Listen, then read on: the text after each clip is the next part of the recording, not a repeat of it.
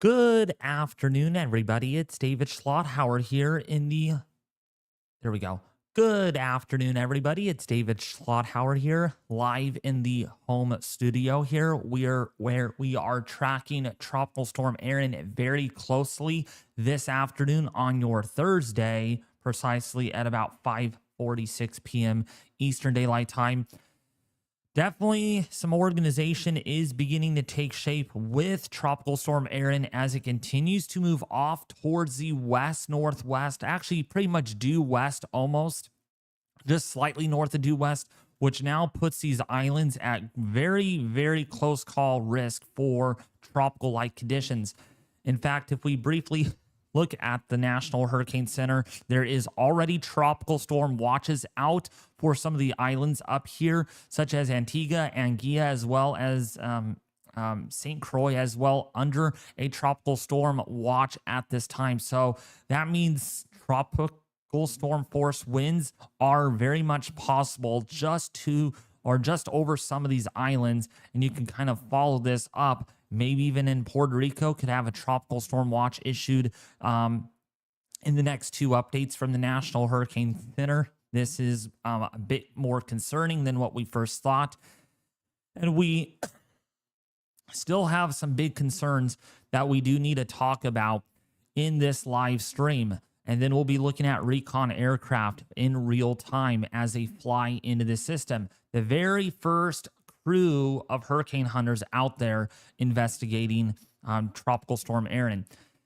I did want to bring you to my attention on the icon model, though, that there has been some notable shifts to the west over the last few runs here. Just briefly looking at this, since last night, if we look at our 0Z forecast here, you can see where the system clearly is here. I'm not saying the icon is correct here and it should be more relied on. It may be a little weaker than what is initially thought, but we can get an idea where the icon has it here on last night's 0Z run. You go into today's 12Z run, it is a little further offshore, but now most recently, this has shifted back to the west again. So, man, this is going to be a very close call, excuse me, very close call to some of the Bahama Islands here.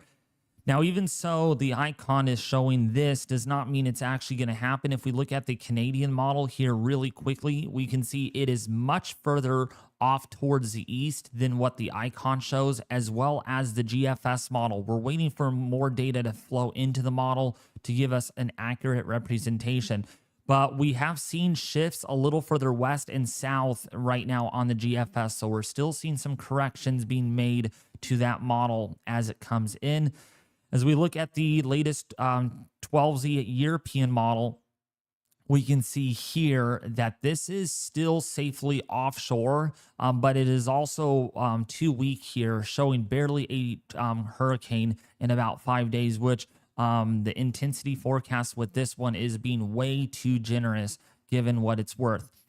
Now, I did want to show you the latest hurricane models as they are as they came in recently, and we are still expecting this to quickly intensify. And now we can see here that some of these islands down here are very, very close to this system. This system is not far at all, and in fact, this is the furthest southerly track that we've seen on the HAVS A model today, showing a very intense hurricane here with winds of about 100 miles per hour. As we go forward really quickly, that intensifies to a category 3, category 4 hurricane with winds up to about 130 to 140 miles an hour. And as we continue here, you can see this is going to be a major hurricane perhaps. And look at these islands. This is pretty dang close here with near tropical storm force winds. So this is almost with where the icon has the system. We look at our HAVS A or HAVS B model, again, similar illustration here showing us, again, these islands are very close to where the circulation actually is going to be moving through.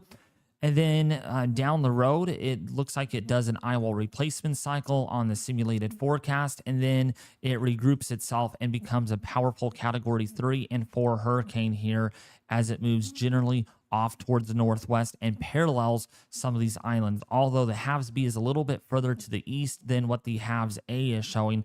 But this is very important going forward. When you look at the H-Wharf model, again, showing us a very, very close call here. In fact, this is actually further south than what the halves A is showing.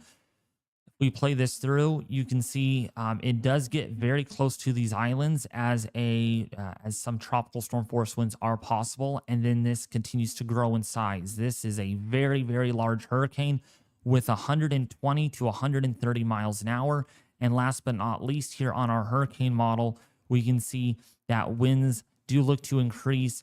And again, a very close call to some of these islands right now looks a little bit more likely than not, given that there's a tropical storm watch out for some of those islands to the north.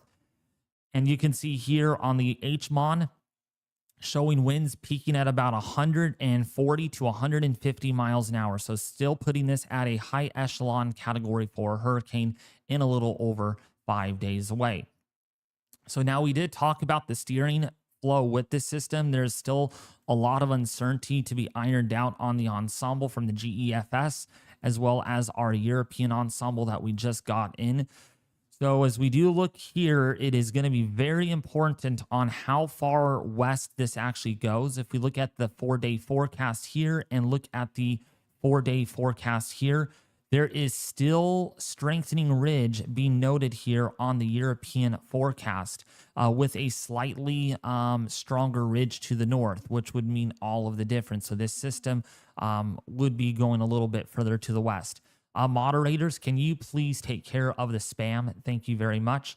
As we take a look here at the GEFS ensemble forecast, you can see here clearly we have a weaker ridge here, a slightly stronger trough, and a slightly stronger trough here. So there are players on the field that we need to take into consideration here, as this still could get very close, still a close call here with some of the members from the GEFS ensemble. In fact, yeah, these are actually notably further to the, these are still notably further to the west than the previous run. So this is a little concerning right now that we are going to take into consideration. We look at the European ensemble really quickly on those tracks as we play this through.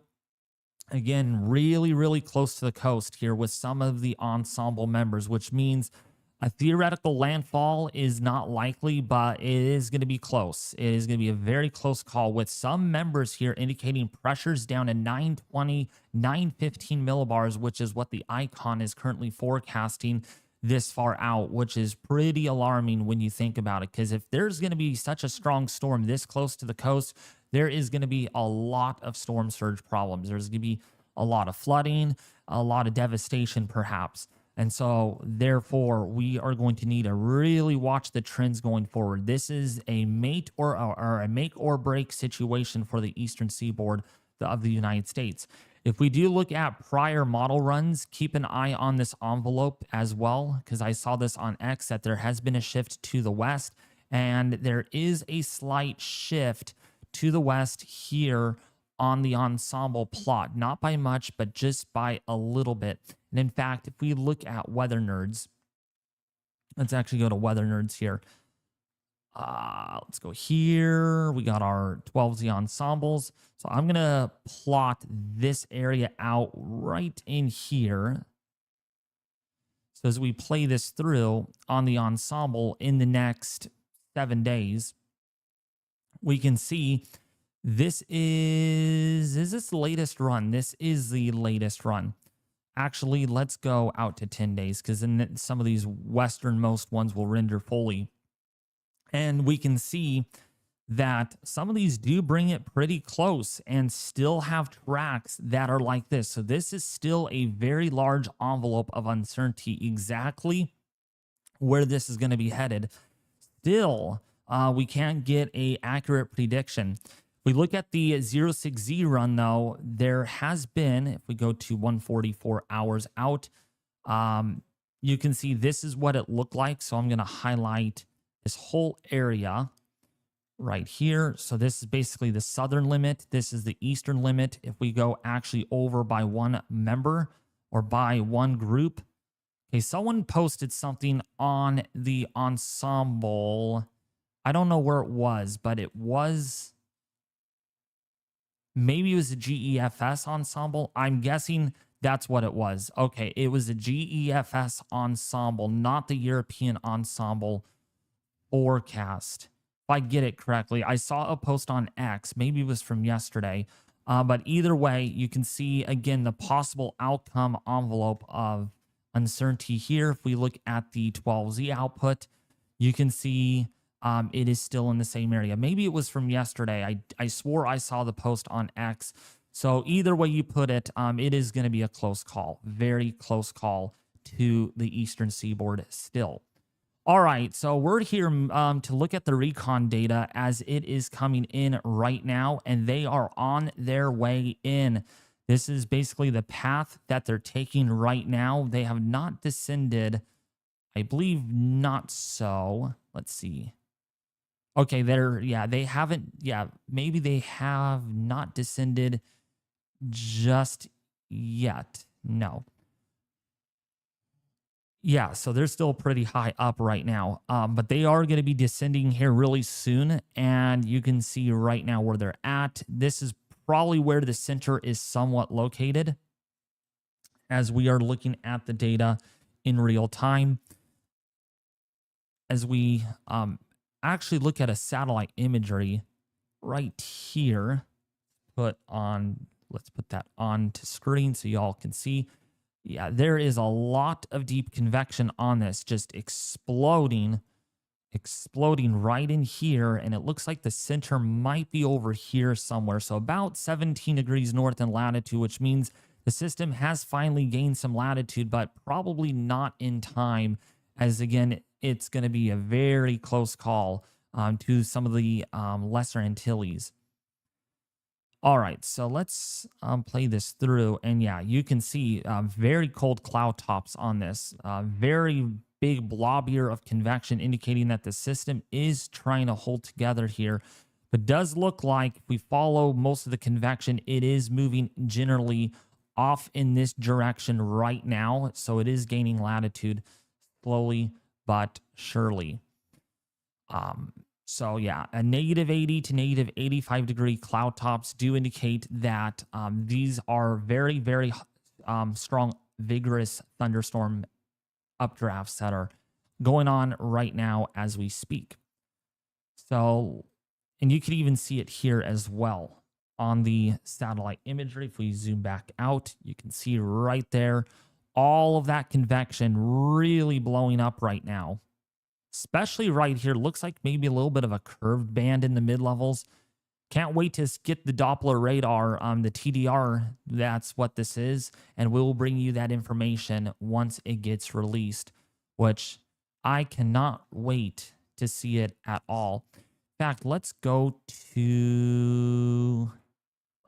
over to that right now. TDR, okay, there we go. This is what we want. There we go.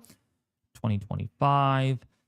So it is going to be composites training mission. So we're going to be waiting for 14 on this. So it's going to say 814, and that means we will have gotten our new data in, which is awesome to see.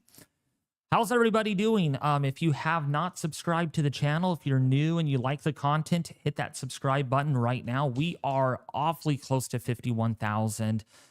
We have really grown very fast in the last couple of weeks here on the channel. So now we're going to be watching this in real time as this descends. How strong will the winds be? How low will the pressure actually end up being once they fly in there?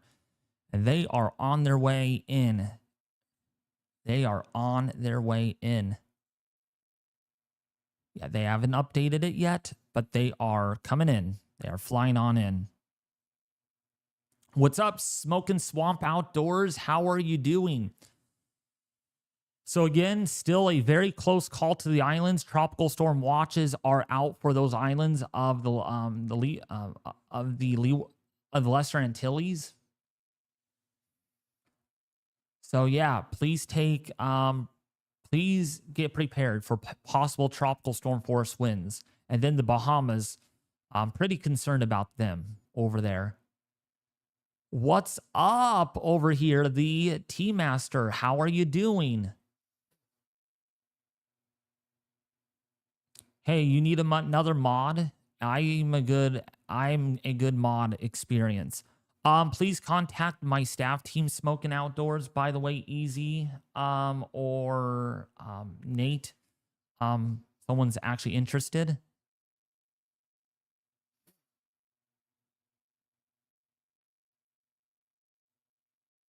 Okay, they're all muted. So if you want to become moderator, there is a application form in the description below the live stream. If you're interested in becoming moderator of of the YouTube channel, it's in the description. Hey David, sorry about that. Yeah, I just heard you. I didn't know you wanted me to talk there, but yes, just go to the description, fill out that link, and me and Easy will interview you, and you may meet David along in the interview. Oh, I'll most likely be there. Yeah. So this is a look at 3D on this storm. Yeah, how cool is this? You don't get this anywhere else except here on the YouTube channel. Looking at those towers, very explosive. I mean, it's like a pot of boiling water with this storm right now. Really, really trying to get its vortex well established as the system is. Oh, we got a new update. It looks like they are going on in right now. They're trying to find that center. And it looks like they are going to find that center. But yeah, really, really strong convection going on with this storm as we speak. Thank you so much. I'm glad you like it so much. The rainbow, I call it, the IR satellite imagery showing us those cloud tops. And also, if we go to the visible's not even here. Well, it's here, but it's loading, and you'll see that pot of boiling water, indicating that thunderstorm convection is very, very strong. This is a very strong vortex that is holding together in the face of northeasterly shear, which might be helping to tug the vortex a little further south. So it's not gaining as much latitude, or it's gaining latitude, but slower than what we initially thought.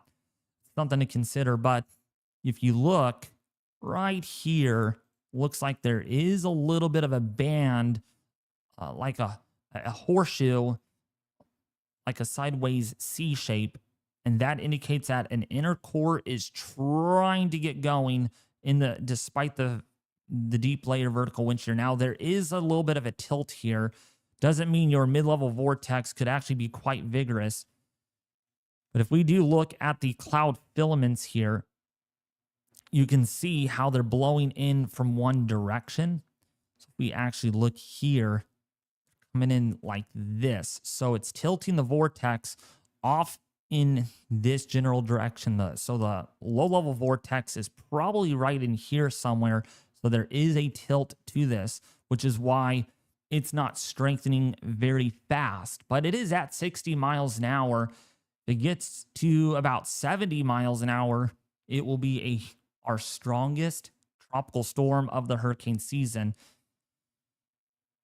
on this present day. And then most likely it's going to become our first major hurricane and our first hurricane of the season. And it's only mid-August. It is only mid-August. It's going to become a hurricane tomorrow. That's what most of the models do indicate. But yeah, that is really bubbling. Like, look at this.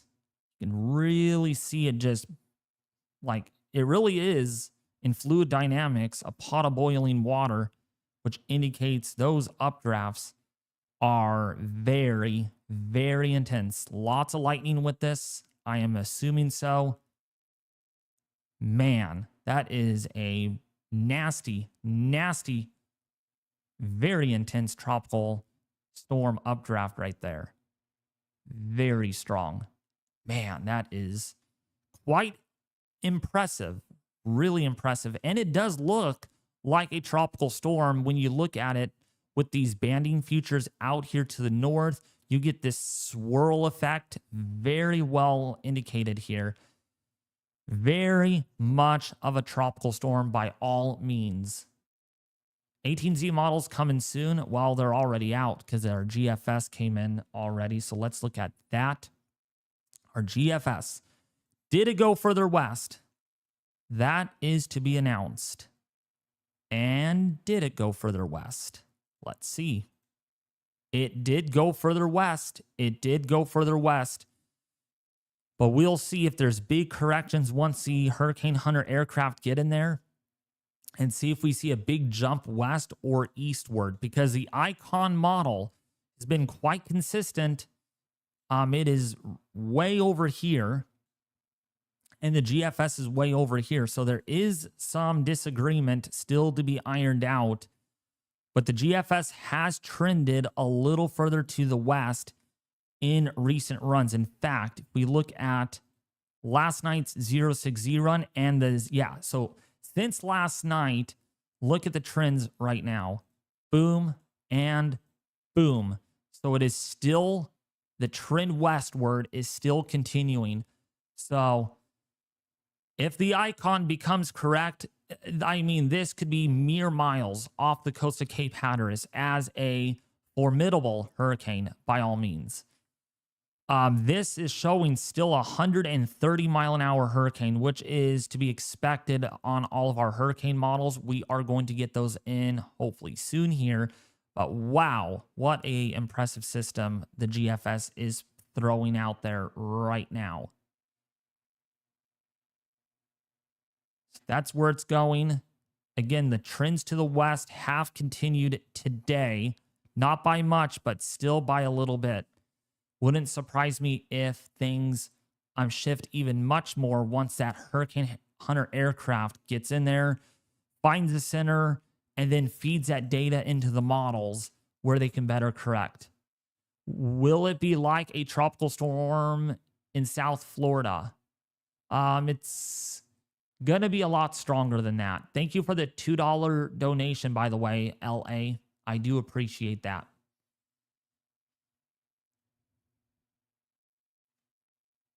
But if you're on any of the islands, it's going to be definitely a near tropical storm force wind threat for your area, depending on which island you live in, or even if you live on any of the islands. But yeah, we're waiting for more data to come in. And once that comes in, you will be seeing it firsthand here on the live stream before anyone else actually does. Up.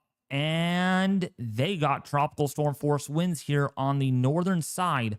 It does look like, though, that there is definitely a mid-level vortex somewhere over here, because you can see the winds flowing toward it, and then the winds do this. So looks like there is something going on there. That they have found 40 knot winds so far. This is not even color coded either, the Hurricane Hunter data. I wonder why that actually is. Interesting. It's actually not color coded. That's disappointing. But yeah, it is showing us some really strong winds. So I wouldn't be surprised if the mid-level vortex is somewhere over here where all this deep convection is, and the low-level spin is right over here. So there is definitely a tilt and a disconnection between these vortexes.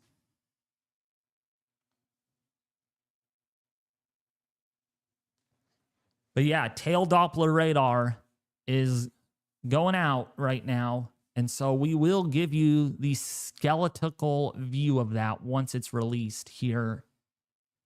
What's up, Logan? How are you doing? And good evening to everyone else who is tuned into the stream tonight. Yes. Welcome, welcome. We are live streaming right now, Recon data. We are going to get our next aircraft out in there. The WCJ-130 is going to be flying out into this in about a couple of hours. I literally thought the CJ-130 was going to go out first and then the NOAA aircraft. But when I saw that, oh, shoot, they're going out already, I'm like, oh, gosh, we got to go live a lot earlier. So it ended up being from 4 o'clock is as a scheduled stream to now being uh, about 2:45. So a full hour and 15 minutes sooner than I thought. Well, that's part of weather, right? You got to be ready. You have to be ready to get prepared. But yeah, I'm looking at the latest intensity guidance on the 18Z forecast. Man, some bullish forecasts out there calling this to become a category 4, which is still on the table. One model still trying to threaten a category 5 on this, which is a huge outlier. I think that is the ship's guidance. The ship's guidance is down here, still calling for a category 4. So the majority of the guidance here is calling for a high end 3, a low end 4. I would say probably about a category 4 with 130 miles an hour is my forecast at this point in time. Again, it's going to be important on how strong this actually gets, because that's going to really affect on a number of things on how high our surf actually is going to be. Now, I did want to, speaking of surf, for those that are watching, is that even if this does, well, this is most likely to be a fish storm at this point. But the fact is that this is a fish storm does not mean, I want to be very clear, it does not mean that your impacts mysteriously go away, like there's nothing out there along the coast. You're going to have impacts, but indirect impacts, again, depending on how close this gets to the coast. Because if we look at when we look at the Euro here on the wave height forecast, you can see that, okay, it is further offshore, which is better than last night's or yesterday morning's run where it was a lot closer. It is a lot closer today, but still showing, again, some very high surf. And when we look at our maximum individual wave heights here, we're talking breakers that could still be between 20 to 40 feet along the coast here of North Carolina and South Carolina, as well as Virginia. So again, the term fish storm should not be underdone by any means at all, because yes, in theory, if it's a fish storm, no one gets impacted unless it's very close to the landmass here of the United States or the Bahamas. I mean, gosh, impacts still indirectly for some of the islands of the Caribbean are looking very much possible.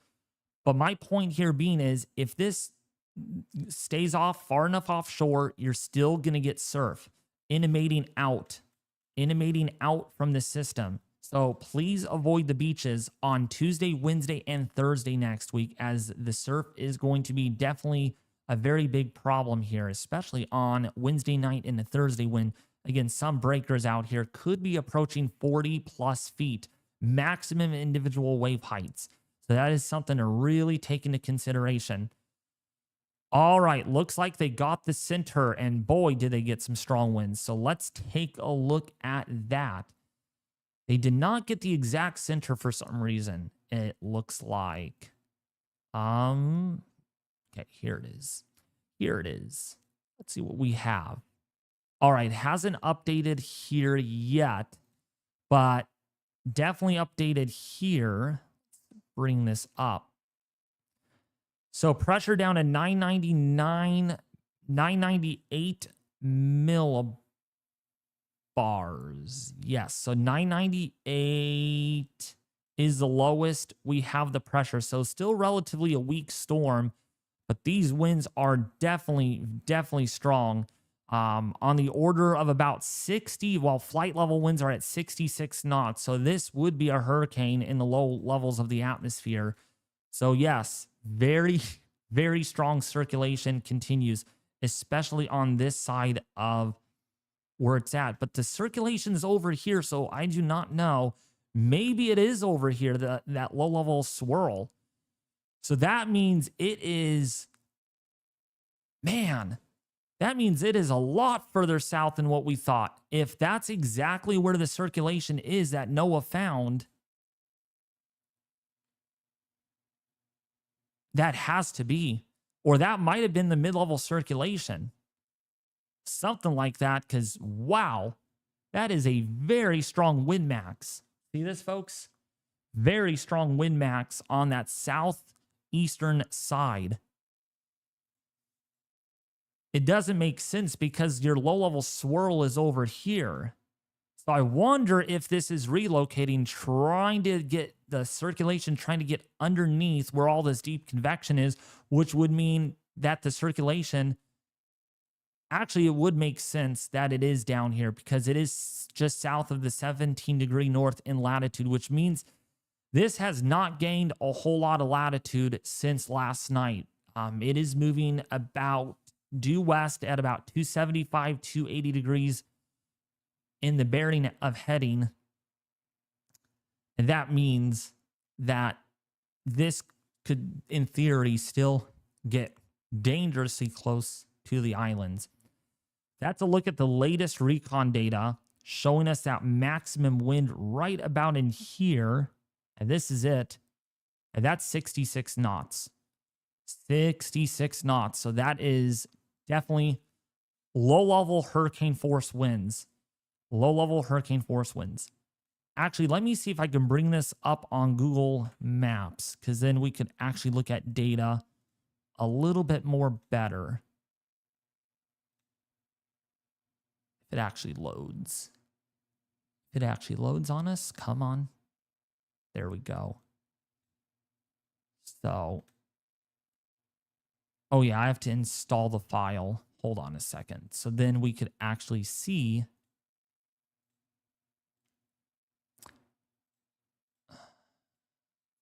for here. Let's go to here. And then if we click on,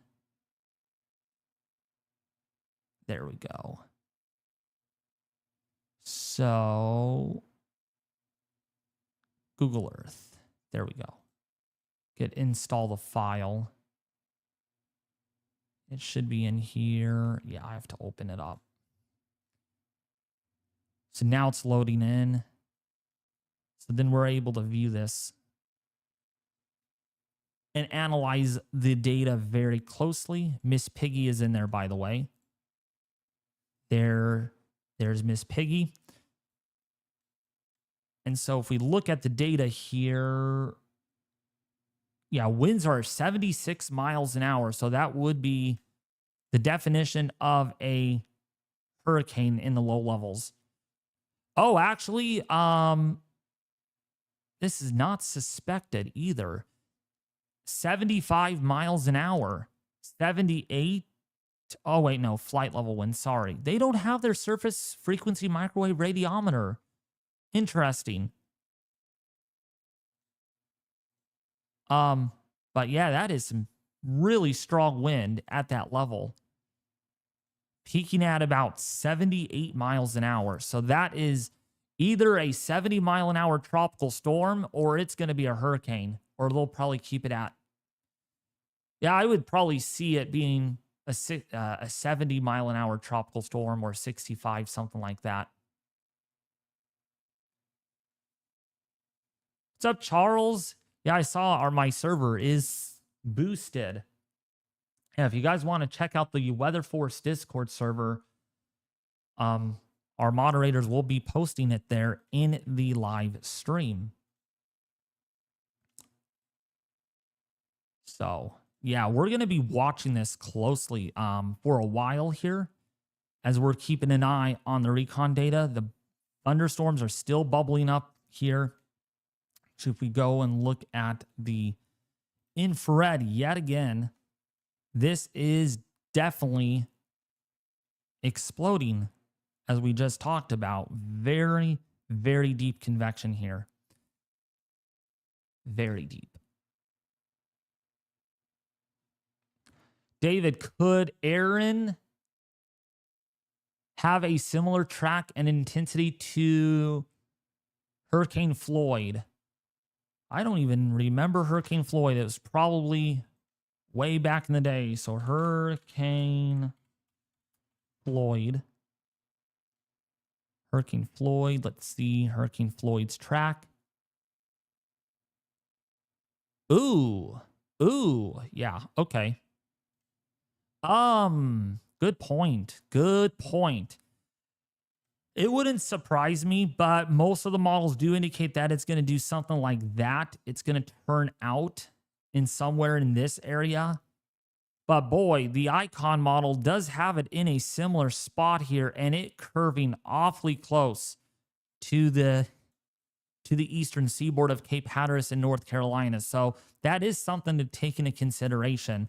I mean, look at where it pretty much is in similar in track. Then it kind of jumped here and then went back, which is what the Icon thinks. If it, if we look, when we look at the Icon another time here, it does this and then it kind of bends back and then goes up like that, which is actually a little concerning because it does bring it very close to the islands here of the Bahamas. So nice call on that, actually. And this did become a 155-mile-an-hour hurricane. So yeah, it could have the similar DNA and origins like we had, like we're having with Erin.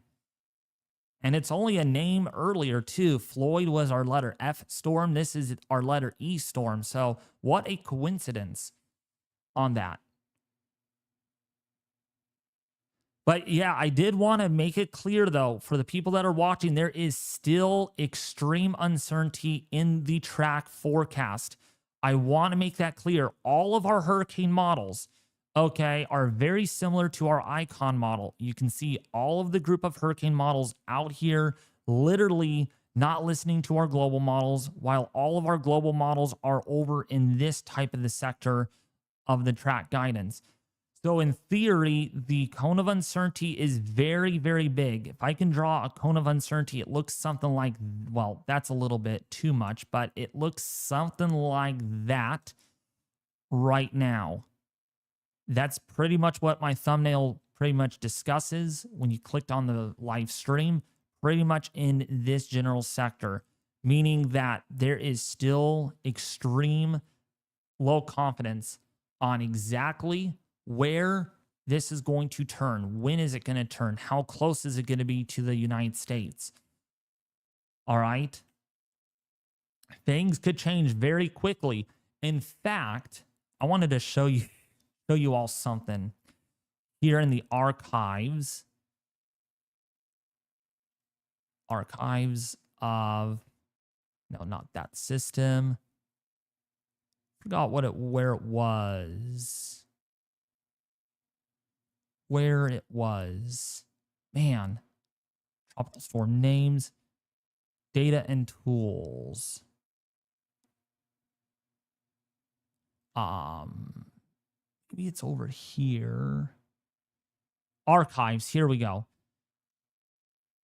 So no, tropical storm advisories.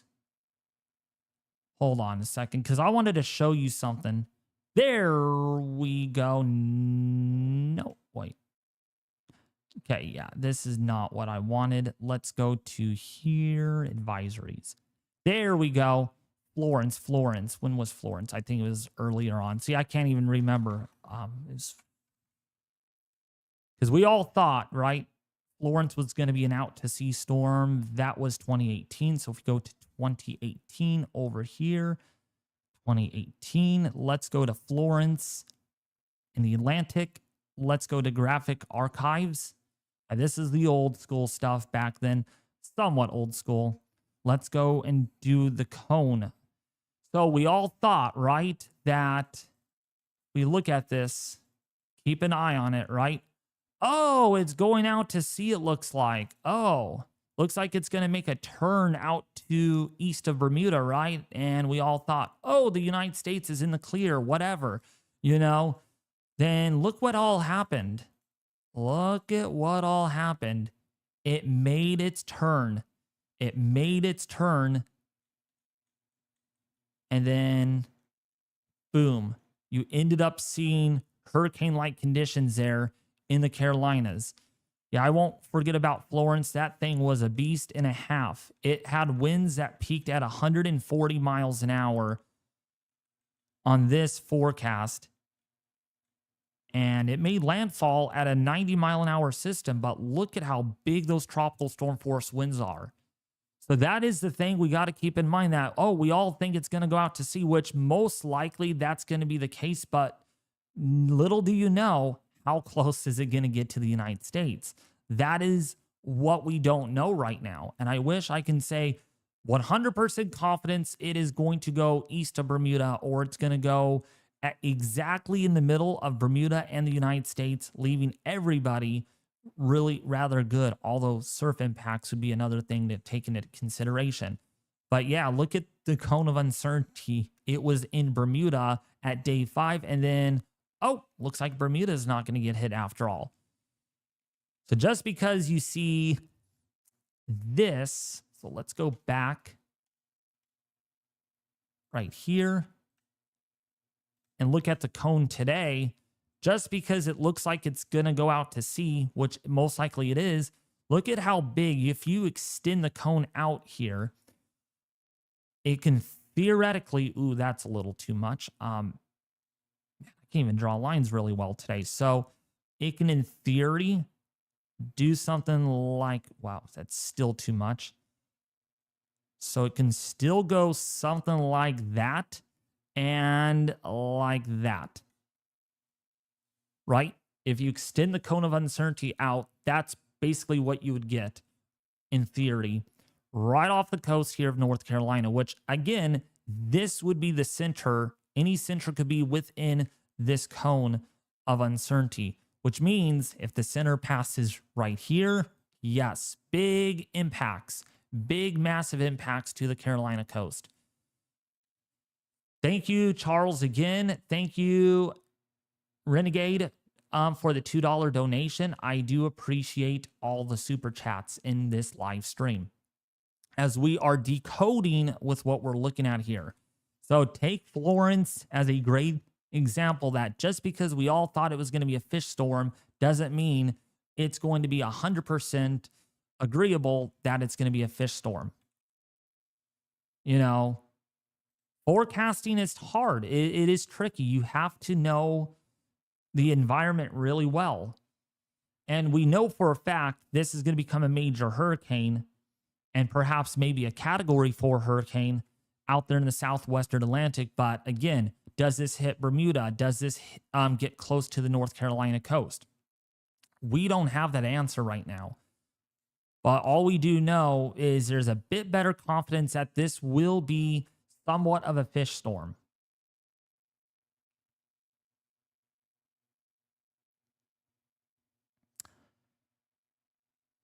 But how's everybody doing? Thank you, Jordan Fate, for the $10 donation. David, you show Hurricane Frank track. Lots of similarities. Ooh. Oh, man, dang it. Hurricane Frank. Let's look at one more, all right? Hurricane Frank. While we're waiting for more recon data. Hurricane Frank. 2010. Okay, so let's go to 2010. Right here, archives, advisories. Let's go to that. Frank ABCD. No, it was not. Frank, what in the heck? Oh, in the Eastern Pacific. That's what it is. So in the Eastern Pacific. Had a lot of similarities. Let's go to graphics. Hey, David. It's actually Fran, not Frank. Frank. Okay, maybe I misread it. It's F-R-A-N. F-R-A-N. F-R-A-N, A-B-C-D.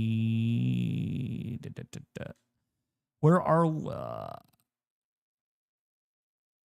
Fran? Okay, so it's Fran. Never mind. Fran. Okay, Fran in 1996. Okay, so we have to go all the way back to 1996. This is going to be interesting. Hey, this doesn't go back to 1996. Sorry, can't bring that up. But what we can do is rely on our Wikipedia, at least to some extent. Yeah, so pretty much. Yeah, see this? Pretty similar. It gained latitude here with missed the islands, but look at how close it was able to get, and then made a landfall in North Carolina, somewhere in North Carolina as a category 2 hurricane. So yeah, it's starting to maybe gain latitude, but that is not a set in stone done deal. Oh no, it became a 3, but then made landfall as a 2 over there. So we're not turning our back on this ugly looking Erin yet. Well, I'm 90% confident it will in theory again be a fish storm, but don't let that fool you that, oh, it's a fish storm. I mean, if it's a quarter of a mile offshore and it hasn't made landfall, it's still a fish storm. Versus if it's made its first little point of touch, it's no longer a fish storm. It won't matter. What really matters is how close does this get, how strong does it get, and how high will the surf be is what more of us are interested in right now. Let's not focus on the exact track as more in the short-term guidance. We will see corrections coming in our next pair of models because the 0Z, this will be fed into the 0Z or the 0Z model suite in a little bit. But this does get further to the west based on our halves A and halves B forecasts. And you can see right here, this is a good example that, okay, deterministic is one thing, the ensembles are a whole different story. Very, very uncertain. I mean, in theory, hypothetical, right? This could get very close to Florida and then turn out like that versus tracks that are going out like that. Ensembles win. They win over deterministic because it's one single model, it's an operational model, and it doesn't tell the whole story all the time. Oh, not go Wooly. You all say guacamole in the chat. Say guacamole in the chat. Just say it. Just say it. Because we got a guacamole hitting the islands in 207 hours. That popped up fast. That popped up fast. Holy guacamole. Guacamole, that is. See, we can't trust every single model run. Like, oh, we all thought maybe we're done. We may be done. Just kidding. We all thought wrong. Which, by the way, the GFS on its 12Z counterpart wants to sniff out a storm over here. And now, boom, shukalaka. Now we have a storm over here. We have a storm over here. We have another wave over here. We have another wave over here. Man, this is a crazy, crazy model run. Well, we'll see how crazy it actually gets. And I want to be clear. It's only August the 14th. I told you about that rapid increase. Dr. Bill Gray would ring his bell and be dun, dun, dun, dun, dun. He would literally ring his bell. And actually, I should get myself a little cowbell and actually ring it on my YouTube channel that today's the day that Dr. Bill Gray would actually ring his bell and say, the big peak of the hurricane season, the first beats of the heart of the season are coming in. And that's not until the 21st of August. So what day are we in? 14th. We still have 90% of the hurricane season ahead of us. We're just getting started. We're literally just getting started with this. I hate to say it. I hate to be the bearer of bad news. It's only August, not September or October. Well, it's not. It's only August and it's not November.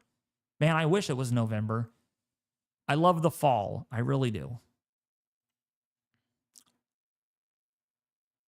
Yeah, this is going to probably go out to, well, I shouldn't make assumptions yet, but it's too far out. But another close call. Man, right over those islands too. That GFS is warning us that David, don't turn your back on me, mister. You turn your back on me, I'll show you something. And basically that's what it's doing. It's showing us its nasty, ugly colors that, oh, we're not done. We're not done with the season. And let's be clear. Let's be clear.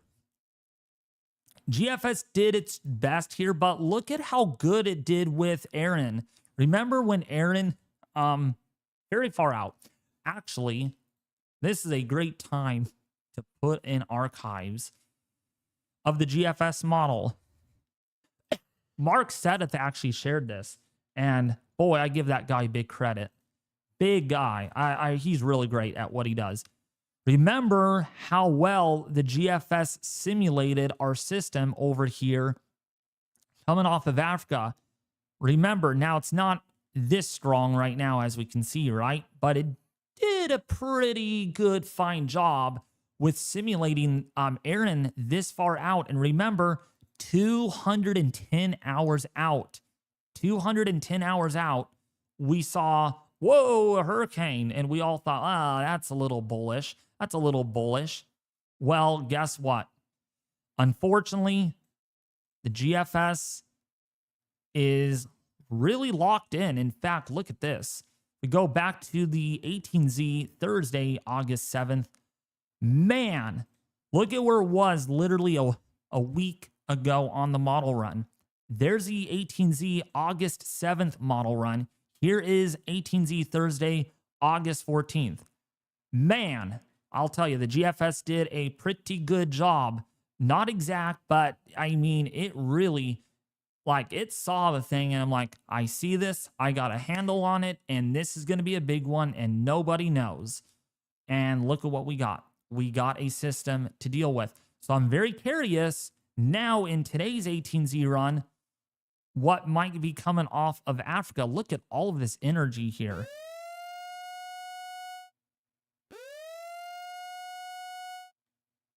Don't worry about that. So we can see more energy out here. Not saying this is going to happen, but it is interesting. It really is that it's showing another system. How far out?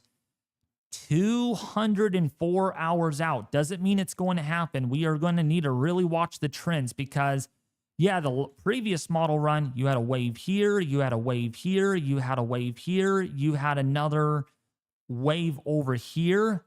I mean, geez, GFS, you really are a little excited over here at just spinning up wave after wave after wave off of Africa. And then we go to today's run, it's a whole lot different. So yeah, things could flip a penny very quickly. We have a wave here, we have another wave here, we have a broad wave here, and it looks like we have another wave off of Africa. If we did look at Zoom Earth, which is more better because I could actually look at this. I mean, not much activity now because it's diurnal minimum over there. There is definitely a lot of activity.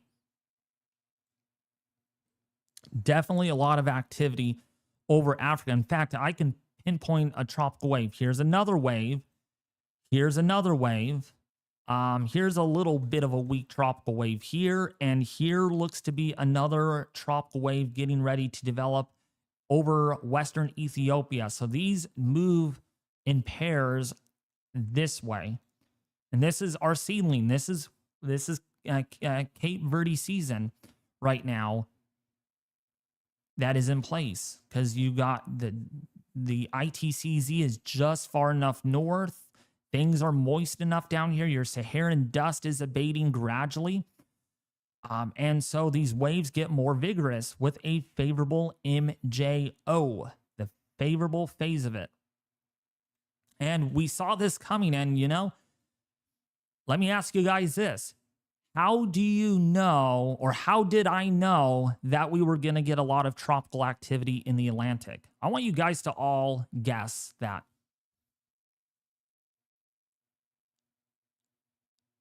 Does a weaker Bermuda high warm up the Atlantic a little further? Typically so, yes.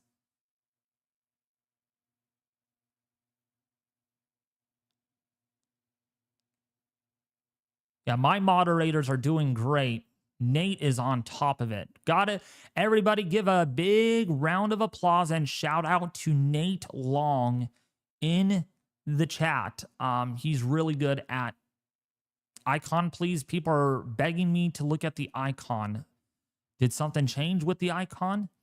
Nothing changed, but the icon is much closer over here to the east, to Bermuda, not Bermuda, the Bahama Islands, the northern Bahamas, and it is further to the west. Now, I am not going to jump the conclusion that the icon is onto something, okay? Our models are all over the place, okay? Are all over the place. But yes, no one actually answered my question that I asked just a bit ago.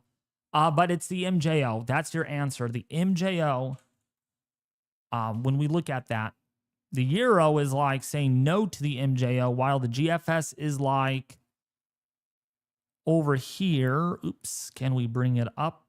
Come on. Yeah, the MJO is much more progressive on the GFS, as you can see here, which is more than likely a potential scenario here that's showing up, and it seems plausible. So yeah, we are in a favorable pattern all the way through the end of August, perhaps, with this MJO. So we are not done. Even so, models are going back and forth. But yeah, in the short term, we're worried about Erin. How close will this get? And right now, it's just back and forth with the models.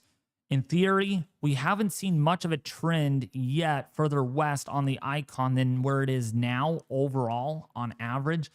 But that is a powerful hurricane with pressures that are down into the 920s. So it is consistently showing up as a very strong hurricane, which that is why, you know, we just don't focus on one model. We focus on what? A pair, a group of them. And it is showing pressures down to, let's see, down to about 922, 920 millibars, which is pretty exceptional. That is actually sickening. And it does show strengthening. Look at this, down to 920 millibars on the 12Z icon model. So this is definitely needs to be noted very seriously, because that is very, very deep. That is a very deep cyclone. That thing is huge. Of course it's huge. It's a hurricane. Hurricanes are not, well, some are microscopically sized, but some are very big. Let's take a look at our Recon aircraft. See, nope, they have not flown back in yet. When do we start sending in the planes? They're already in there right now. We have a NOAA Hurricane Hunter aircraft. If we actually zoom in, this is the very latest data that we have right now in real time. So they flew in this way and they kind of made their turn. They did this, and now they're doing their outbound leg, and now they're coming out and they're flying basically downwind, the downwind leg, and then they're going to make a turn somewhere, something like probably like this. They do their pattern differently than the CJ1 or WCJ 130, which usually does a very more organized alpha pattern. They will go out like this and kind of do this and then out like that. And then usually they'll fly out and then back like this to finish their mission. That's how it typically goes when they do a full quadrant flight. Usually they do up to 5 fixes on a system in that type of alpha pattern, 4 to 5. The peak season has already arrived. Yes. Well, technically on the 21st, the peak season has arrived in a meteorological, climatological standpoint. Yeah, Miss Piggy is out. No Kermit yet. But yeah, they are definitely finding tropical storm force winds in the low levels here. That is 40 to 50 knot wind. So this is definitely a very strong system nonetheless.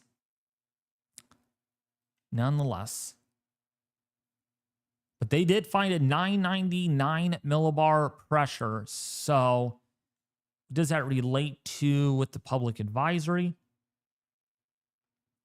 Yeah, 998. So the pressure hasn't fallen anymore, has not gotten lower from its earlier advisory.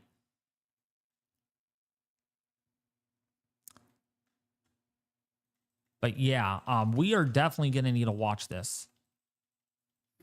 Every little move this thing makes really is important. Hey, David, on the aircraft recon mission, where you found that 66 knots of upper level winds, there was a, into the apparent center of the storm, there was a dropson, and they reported, that dropson reported 29 knot winds on the sea surface. 29 degrees Celsius? No winds, David. Winds. Knots. Oh, So 29 sorry. knots. 29 knots. Okay. So since you know about aircraft over here, and this is, I'm glad I have Nate over here helping me with this.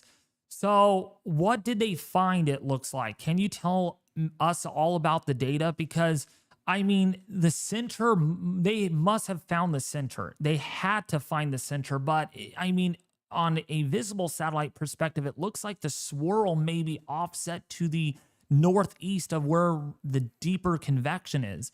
If so, this might have not gained much latitude at all. No, so David, yeah, they dropped the dropson just briefly before they experienced the 66 knot winds. So these are wind averages taken from where the aircraft is flying for the 30 seconds. So that's just using the aircraft's flight instruments, and then they report it after every 30 seconds. So these are 30-second intervals. So they dropped a dropson in which they thought was the center, and the highest winds that was reported on the ground was 29 knots, so 33 miles per hour. Still making this a tropical storm, but they will go back through and drop more. Okay, makes perfect sense. It's going southwest again, Brady is saying. So it isn't surprising with a sheared cyclone like this. So what ends up happening, and here's a little bit of my learning technique here. So if we zoom in, let's let this load a little bit more. Actually, let's back it up while the sun was up here. The visible was lit up. So what ends up happening, and this is a still frame.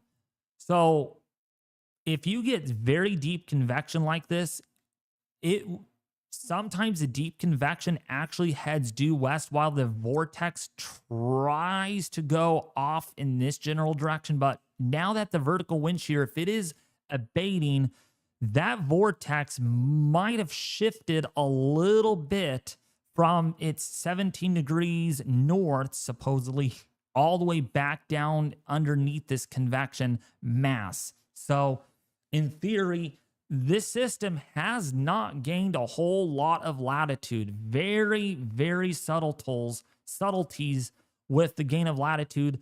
I think it's moving just north of due west by a little bit.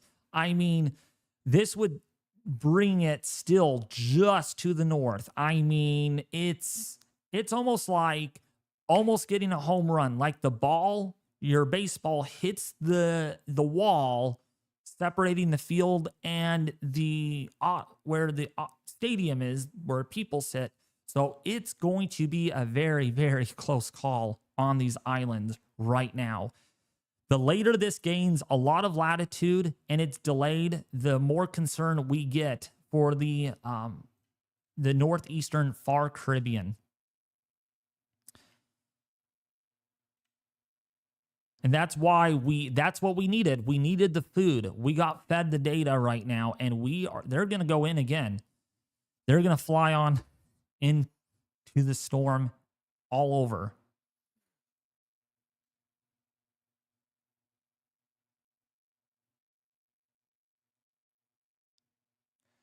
The storm is too established to have a reformation.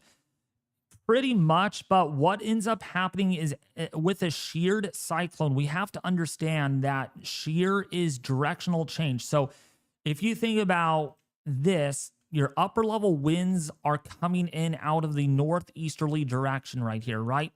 So it's trying to pull, okay? It is trying to pull this deep convection this way, okay? So basically the system is feeling two different steering currents. One from the northeast. So if everything was lined up, you have the low level ridge to the northwest. This system would actually be moving this way. But because our low level ridge is pretty much to the north and to the northeast of our cyclone, the system is trying to gain latitude. Okay, this is from earlier, trying to gain latitude. But if we have this northeasterly upper level flow hitting it from the top right side, the system is trying to head to the southwest. So with the opposing steering flow right here, so let's bring our arrows. So something like this, our steering flow is like this right now. Actually more like this in retrospect. The system is trying to go west perfectly because there's some competing steering influences here. And that's why there's what we call vertical wind shear, because your surface wind, you think about it, if you look at a vertical sounding, your winds do this with, so they're going to do this with height. When you think about it, they change direction, very subtlety like that. And so when you connect the vectors here and here, so you find that, oh, wait, hold on, no. See if I got this right. So if you do this, you actually get a little bit of northerly vertical wind shear just by a little bit because your storm is moving with the northeasterly flow. So if you follow the storm motion, it is just a tad bit of a northeasterly vertical wind shear of about 15 knots right now. But it looks like in recent frames that CDO is becoming a little bit more established and symmetrical, which could tell us that the system is beginning to not feel the effects of deep layer vertical wind shear as much.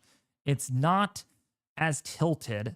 So the low level center might have moved a little further to the west and a little further south of due west to get underneath this mid-level vortex.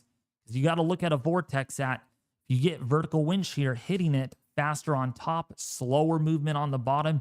Your vertical vortex is actually going to be tilted.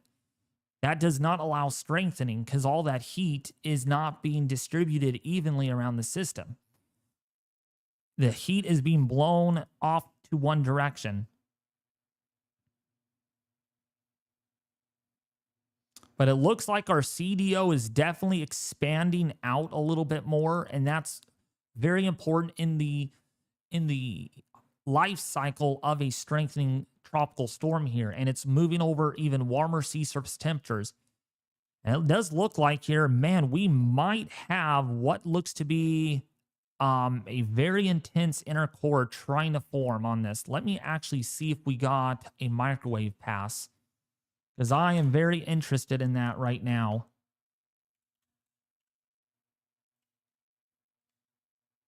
If we did, that would be very helpful. Let's see. This might be it. Yeah, here it is.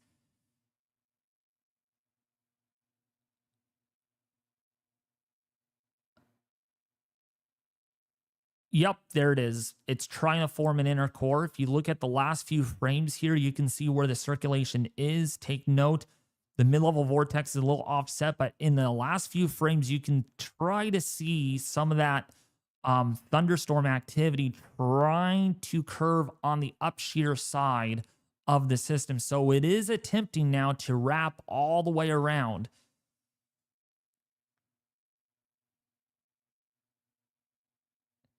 It is south of the 17 degrees north in latitude right now. Actually, it's probably right there now at it.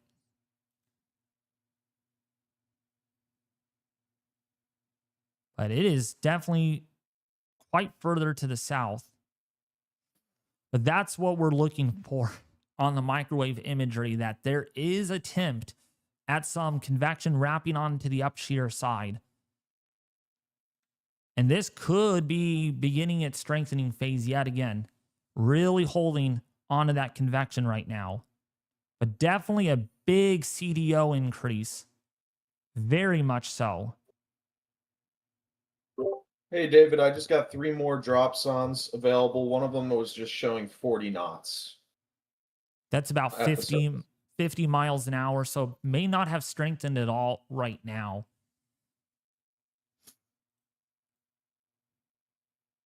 Here is a look at the 3D, folks. Looking at the 3D. Yep, convection is definitely getting a little stronger on this. Definitely a little stronger. So it is definitely feeling the lesser vertical wind shear environment with that expanding CDO. Convective, central dense overcast is what that means. Man, that is just... The dry air is wrapped around the center. That is something to take consideration of, that there is some dry air that remains too. But if whatever dry air we have, it's getting less noticeable. We do have a little bit of a lack of convection on this side. We can even say the same thing over here. But the moisture is filling in slowly. Will it hit Orlando? Not right now. We're not seeing any indications of that. We're not seeing any indications. Okay, they're going to be flying in here very soon. Okay, they got a pressure of 1,002 millibars, so it actually has weakened, not strengthened. So it's a little weaker than what they said, by 4 millibars higher based on the central pressure. And the center is actually south of the 17 degree north latitude. So literally since last night, the system is pretty much doing this right now. It is not gaining much latitude as quickly as what we first thought. It has made the turn slightly to the right, but not so much so. That could be changing here in the next several hours. But it is moving in a directional standpoint. It's not moving west-northwest or west-southwest. It is moving directly west, but there's what we call degrees of bearing. That your heading is not 270. 270 is exactly sharply west. If you think about it, this is 270. This is 275, something like that. And this is basically like 280-ish, 285-ish, maybe more like that. So you got to pay attention to the bearing, not so much on, oh, it's moving west. It doesn't mean it's moving directly west. And you could find this on their public advisory. You go to their public advisory, you can see that, okay, present movement is west or 280 degrees. So it's not 270.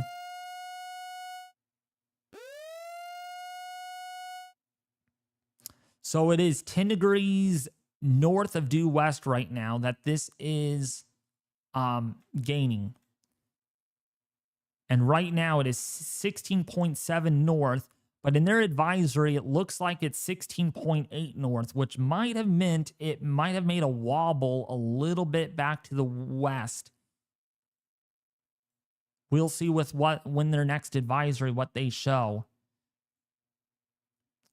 Because, oh my gosh, short-term movements mean everything with this system. All right, let's see what the latest GFS shows about our little surprise over here. Yup. that's what the latest GFS shows. I'm not going to say much other than that's what the latest GFS shows. And here's another system, and that's it. That's it on that. Ooh, here's a very strong tropical wave right here coming off of Africa. So we got a little wave here, a little wave here, it appears. Yeah, don't worry about it, folks. I'm not trusting this yet. It's only one model run, and it's the 18Z run. But yeah, it's a reminder that we may not be done. We may not be done. And this is another major hurricane out to a little past 10 days. So now you guys will probably call me, say, oh, you're looking at a model that's literally like 12 or 13 days out. All right. But signals are everything. This is the first model run. Let's see if this sticks to the waffle iron in future model runs. All right. I give this a 0.00000000001% chance of occurring. I mean, I'm not trusting anything right now that the GFS is showing, but it is worth noting how well it did with Erin. Put that in the back of your mind. How well it did with Erin as far as track, as prediction. So maybe is the GFS on to something now with another system? There has been an increasing signal of that occurring. Because yes, you do have this monsoonal trough that is very sharp here with southwesterly flow here. You got northeasterly flow here. I mean, and it is what day is this? August the 20th. So yeah, I mean, I don't trust this first model run yet, but after all, we're getting into the peak of hurricane season, and this is definitely worth noting in future model runs. Let's see. I highly doubt that it will be there on the 0Z run. But if it is, man, oh man, we're really going to need a watch. We are really going to need to pay close attention. Okay, here's another tropical wave, man. That is very strong coming off of Africa. Very strong tropical wave. Oh gosh, yeah. Very strong wave.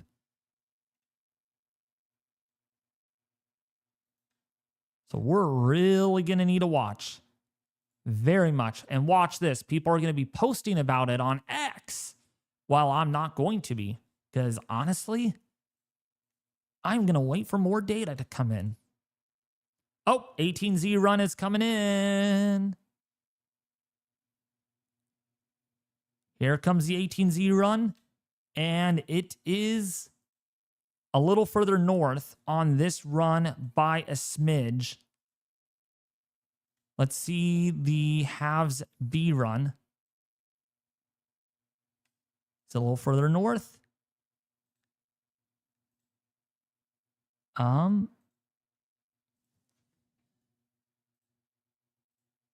It's a little further to the west. A little further to the west on the halves B. Halves A has it. Let's see.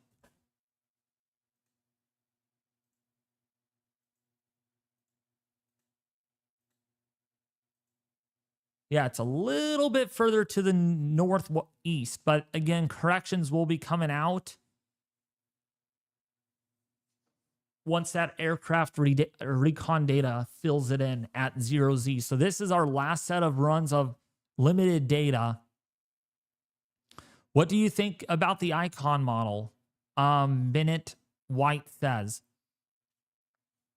honestly, the fact that it has been a westerly outlier makes me think twice. Like, I do not think it's going to get that close to the Carolina coast, but if it does, yeah, we are going to have serious impacts. Serious impacts. Oh, are they done? Are they done flying in there? I think we got our NOAA, or all right, no, not yet. Which, by the way, if anybody's curious about Invest 98L, yeah, they did not find much on that.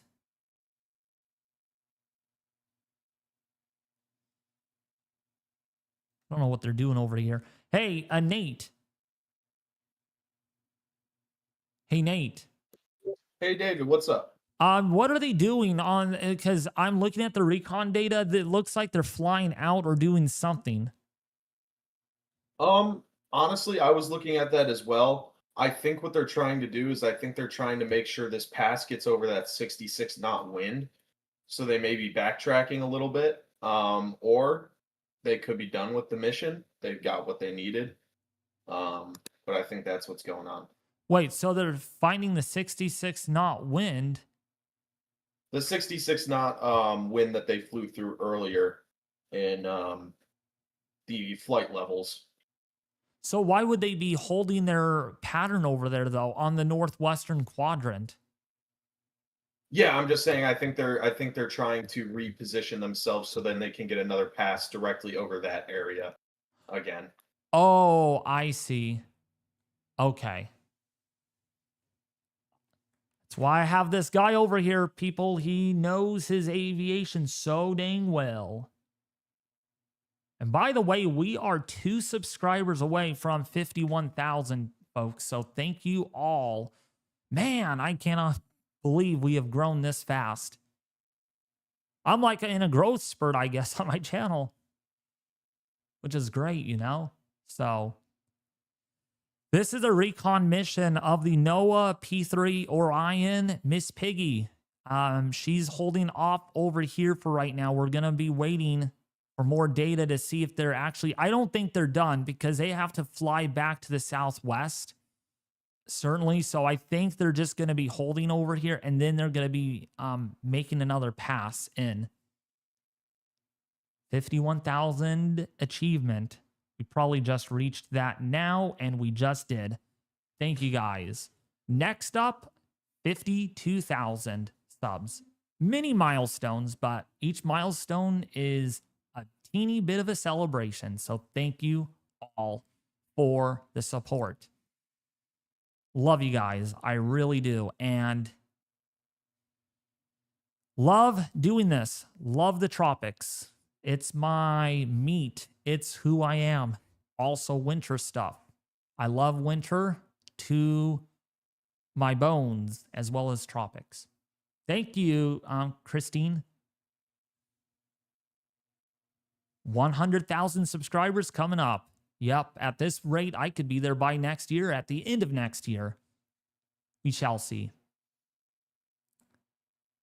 Yeah, I love doing this. Man, I just love the data. I'm not a meteorologist. I'm a very advanced weather enthusiast. But man, this is like being fed dinner in front of us. Like, we need to be fed all this data so we know where it's at. So we know where the center is at right now at about 16.8 degrees north in latitude, roughly, is what I'm thinking is where this is located. And yeah, we're just going to need to wait and watch. That's what we're here for with the next amount of data. See if this has strengthened. It looks like they did a little bit of a loop-de-loop over here. So we'll be waiting. This thing is trying to organize.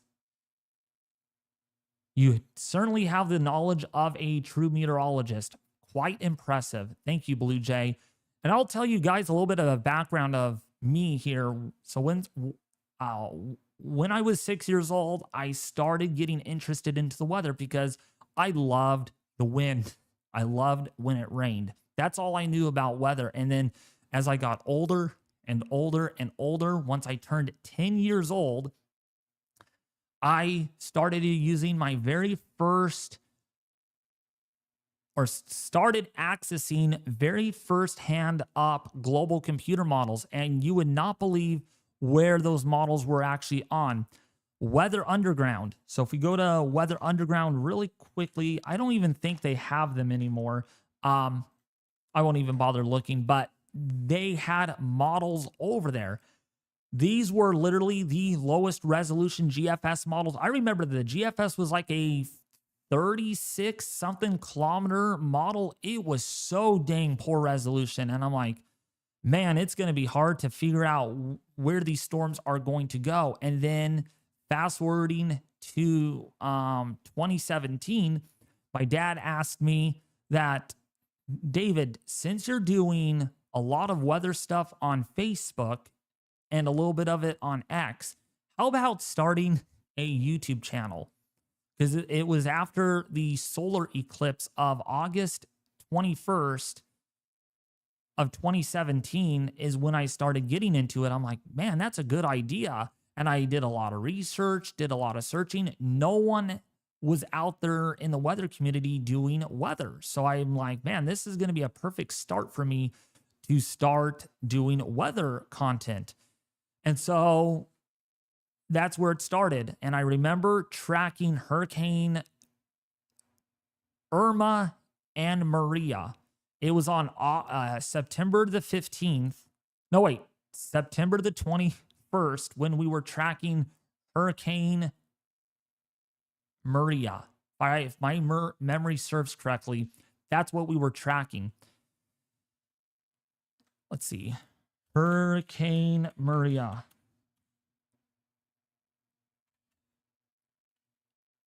So yeah, it was Hurricane Maria. Yup, it was. It was Hurricane Maria is when I first started really getting into the tropics part of things. And it was that really inspired me that, you know what, man, and I got a lot of people supporting me that first year.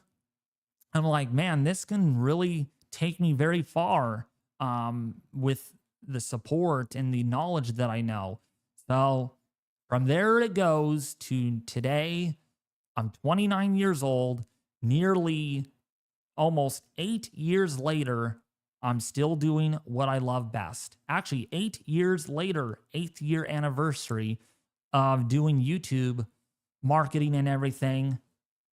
Since it's only 2025, that would be 8 years. So yeah, it's been a long time, and I cannot believe I'm here doing it today, all because of your guys' generosity and support.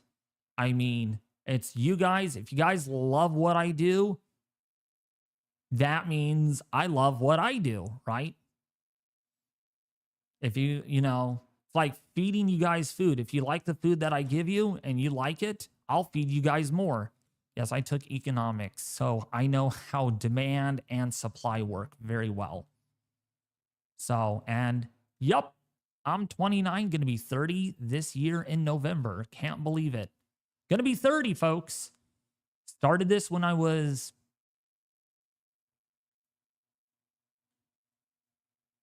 about 21 years old. Can't believe it. Can't believe it. It's been ages.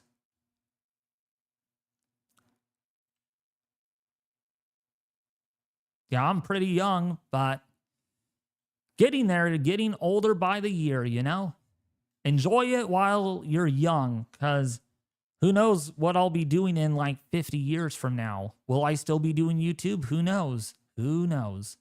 It's a long way out. Thank you for all you do, David. We really appreciate you. Thank you, Bev Taylor. And not only that, I got to really appreciate my staff team, moderation team over here named Easy and Nate Long.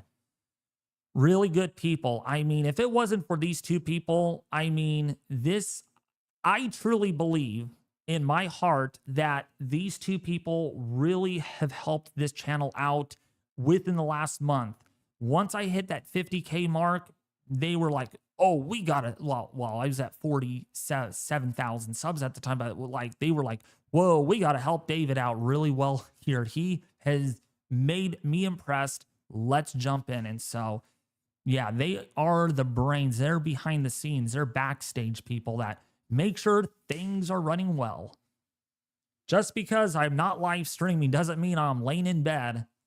There's a lot we are planning for you all when it comes to the hurricane season and winter weather season as well.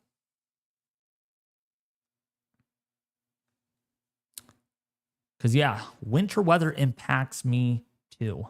It really does. You're 13 years old? Nice. Hey, if you start a YouTube channel now, Liam, you could end up being really big like me when you turn 30. I'm 15 years old, laughing out loud. Hey, you have an opportunity to start your career over here on YouTube. Everyone does have an opportunity. I'm 23, I'm 42, 25. Oh, no one's 29 years old though, I see. I'm 55. Easy. Nate, no, you're not 7. Come on. I'm not gonna, you know, we can joke around, have some fun.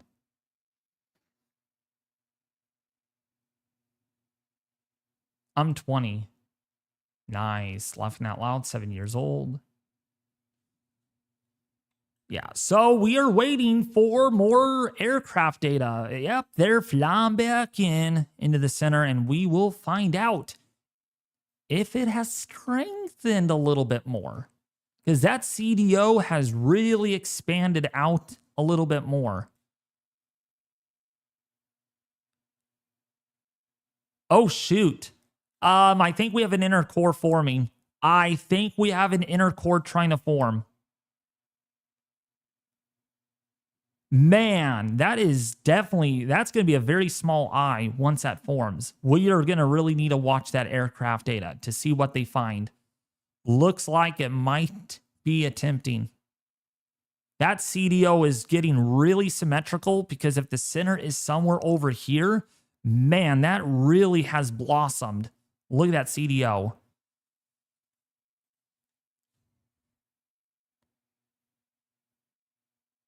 We'll see. We'll watch this.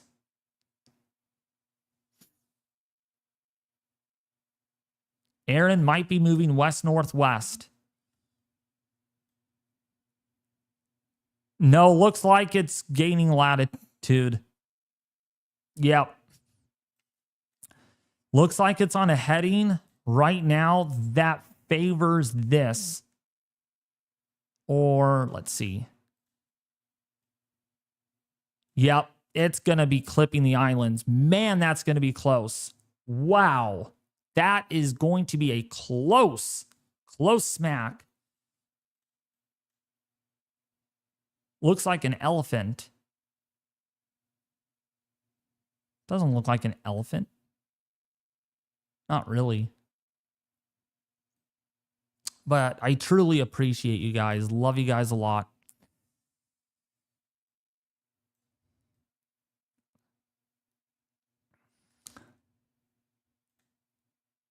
Just giving the Caribbean islands a kiss. Pretty much at this point, but an ugly kiss. How about that?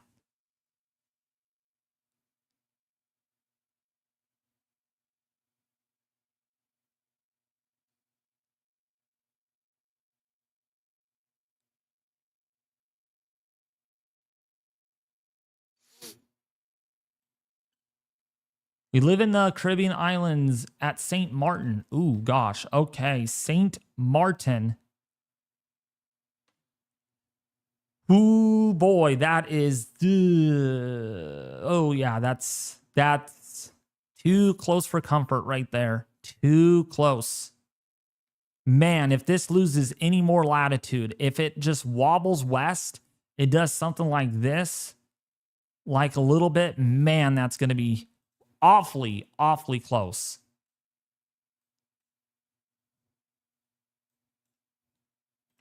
I'm actually a little concerned about St. Martin and those other islands around. Let's look at a Recon. Yeah, it hasn't updated yet, but they will update. But there's definitely a CDO. I think let's look at X. See if anyone has updated on X, especially my friend over here, Andrew.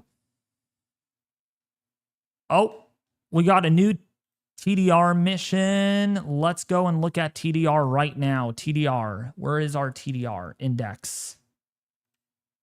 Yup. There it is. Got our new TDR update.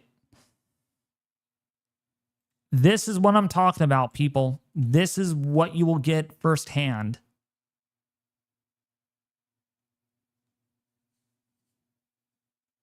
And there is the circulation. See what else we have. Let me see the different profiles.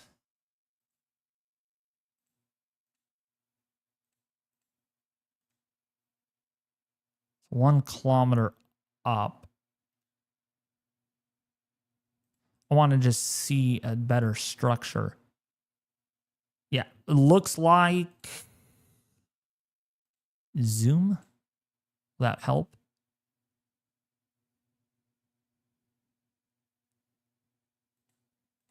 Hold on a second, you guys. I'm so sorry. Yeah, look at this is tilted. So here is the center. The low-level center is right here. Here's the low-level center. Here's the mid-level circulation. So there is a tilt. There is a tilt to this right now. So the surface low is right here. The mid-level circulation is definitely a little further to the south. Based on what this shows, the 2 kilometer center was here. And then the 6 kilometer center is up here. So there is a tilt with height. Not by a whole lot, though. So the system is able to show that. Yeah, and this is showing right now that tilt. Right here.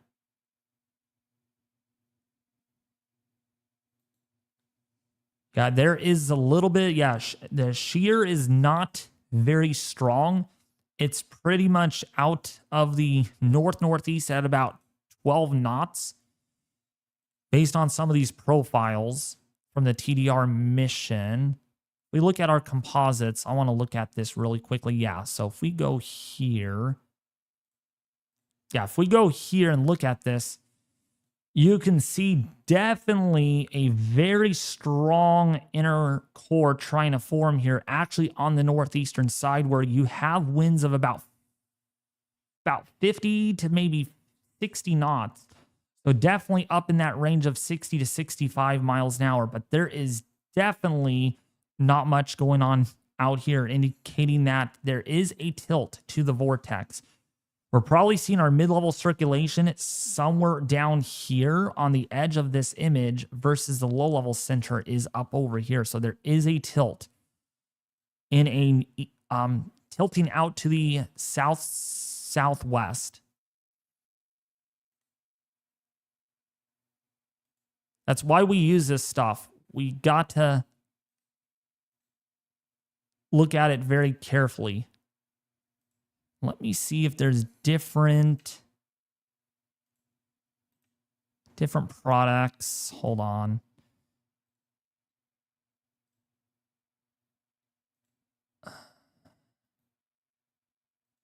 Oh my gosh. Yeah, look at the upper level outflow on this thing. This is just immense divergent flow on top of the system. 17 kilometers. Let's go out to about 12 kilometers. Yeah, there's a lot of diffluent aloft. Yeah, this doesn't show it.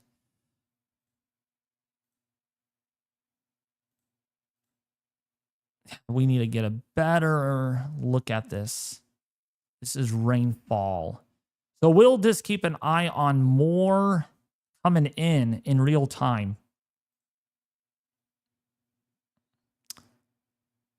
So the first TDR of 2025 season is in for Erin. There was some vertical tilt with the mid-level center. Seems a lot stronger than the low-level one at this point, which is interesting. I wonder if the 700 millibar jet from the SAL surge is projecting into the circulation here.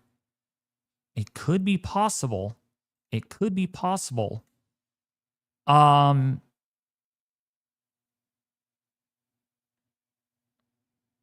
There, oh wow, 97L or 98L is looking rather spicy. So that's what we check. There's more to it than just looking at convection. You got to look at these tilts and see. We'll see if that tilt has lessened recently with this next pass going through the center. And we should be getting that here very soon. Very, very soon. And yeah, you could only find that here on the YouTube channel. It's a very unique tool that I use. Only on this channel. You will not find this anywhere else. You will not find it on any other YouTube channel except the hurricane people out there like Andy Hazelton, Eric Webb, Philip Klocksbog, as well as other people out there. 98L already has a circulation.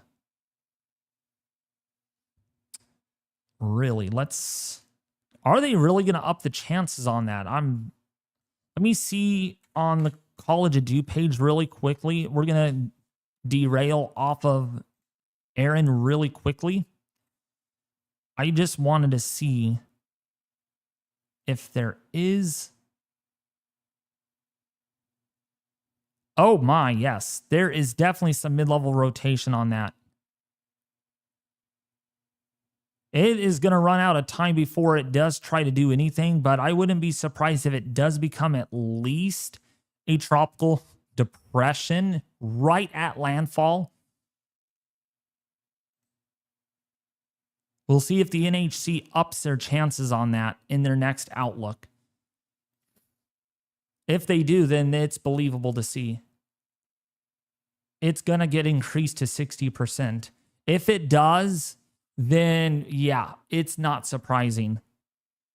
Geez, I'm telling you, if this is going to get named Fernand, that is the second named storm in August before the 15th, or well, about the 15th or the 16th of August. And then we could have another one.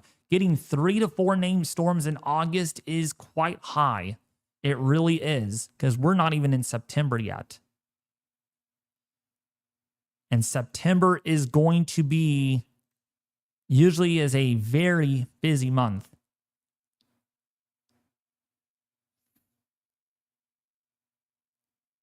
I feel like we might see a brief tropical storm that hits the Rio Grande Valley and Mexico. Yeah, that's what I'm thinking.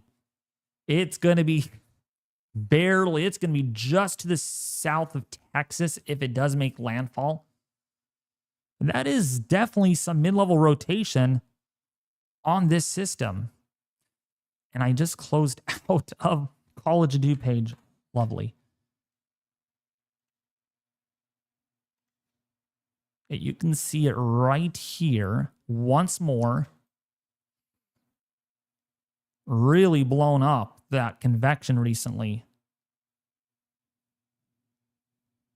There is no vertical wind shear on it, so it is over some very warm water. We will see how quick it organizes. If it organizes very quickly, then we could have a really big problem. You saw how quick Milton organized. It went from a tropical storm to a Cat 5 hurricane overnight. So that is something to consider.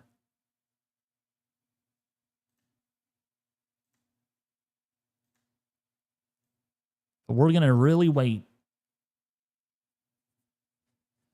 I'm a little more concerned about Erin at this point than 98L for the time being. But if it needs to be, then, man, we may have to track 2 storms at once, which I am not about to do. But I have no choice.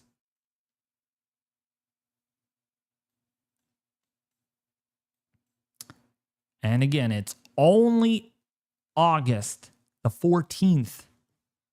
August the 14th. Google AI is saying tropical storm. Oh, really? You know what? Let me look at the Google AI, the DeepMind. The DeepMind model.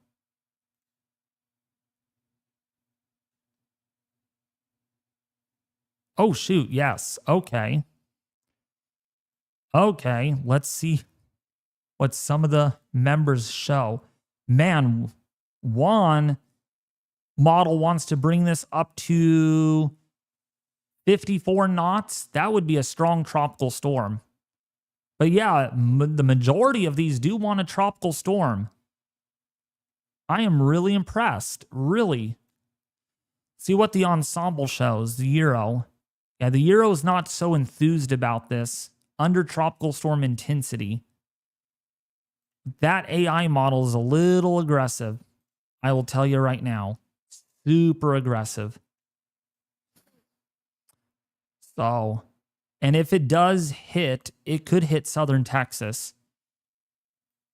It does have another, see how long it has over the,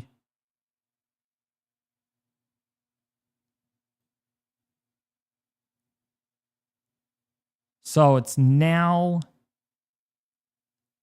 so it's got another day, a little over a day left over the warm Gulf to organize. It's gonna be close on that one if that does get named. And if it does, it would be Fernand. We'd be on our letter G storm coming off of Africa. That would be our sixth named storm. Wait, no. 5. Yeah, 5 named storm. Then our 6th over here potentially. And then our 7th named storm.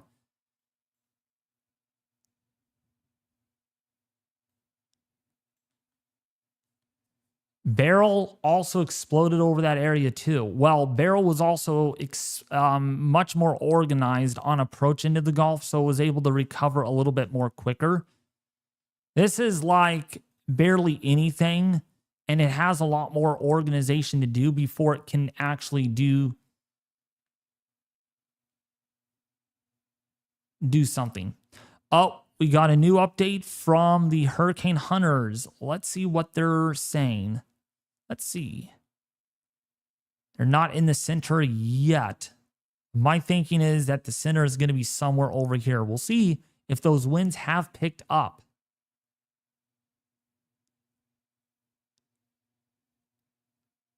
Beryl was moving west. Yeah, but again, it was a little more vigorous. So for those people that are just tuning in, watching this live stream on live tracking Tropical Storm Erin tonight with Recon data, welcome, welcome. It's an honor that you all are actually here. We are going to be live here for a while, another hour and a half or so, keeping an eye on what we find here with our NOAA P3 or Ion with more detailed data with their next pass. If you all haven't been here before, smack and punch the subscribe button and also turn on all notifications. Enable them on your phone. If you're on a tablet, a computer, a TV, enable all notifications because yes, we are going to stay on top of Erin as long as it remains a threat to potentially the east coast of the United States, the Bahamas, as well as the northeastern Caribbean, such as some of the islands.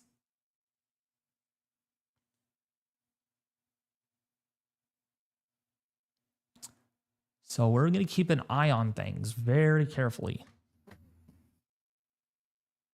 And I'll tell you, this live stream is nothing compared to with what we actually have planned. And therefore, we're going to hand off the baton to Easy and Nate. What do you have for us for the hurricane season? Well, David, on the channel, when a hurricane is coming, we're going to start live streaming 24 hours prior to it making landfall, and possibly even further past that time.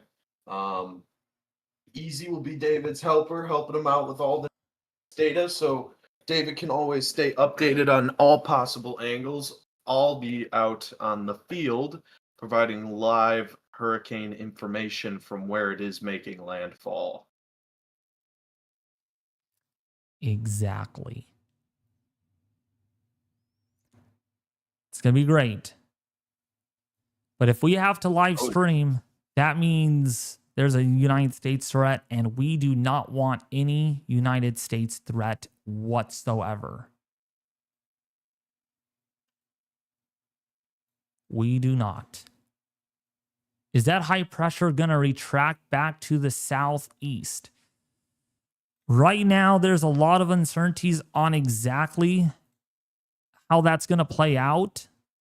I'm hoping we will see better corrections in our models. We do have, let's actually go over here to our ensemble forecast from the Euro. Let's actually go to our significant, our anomaly forecast, because this is where we find that steering flow. And yeah, let's go to the 12Z. These are all 12Z enabled.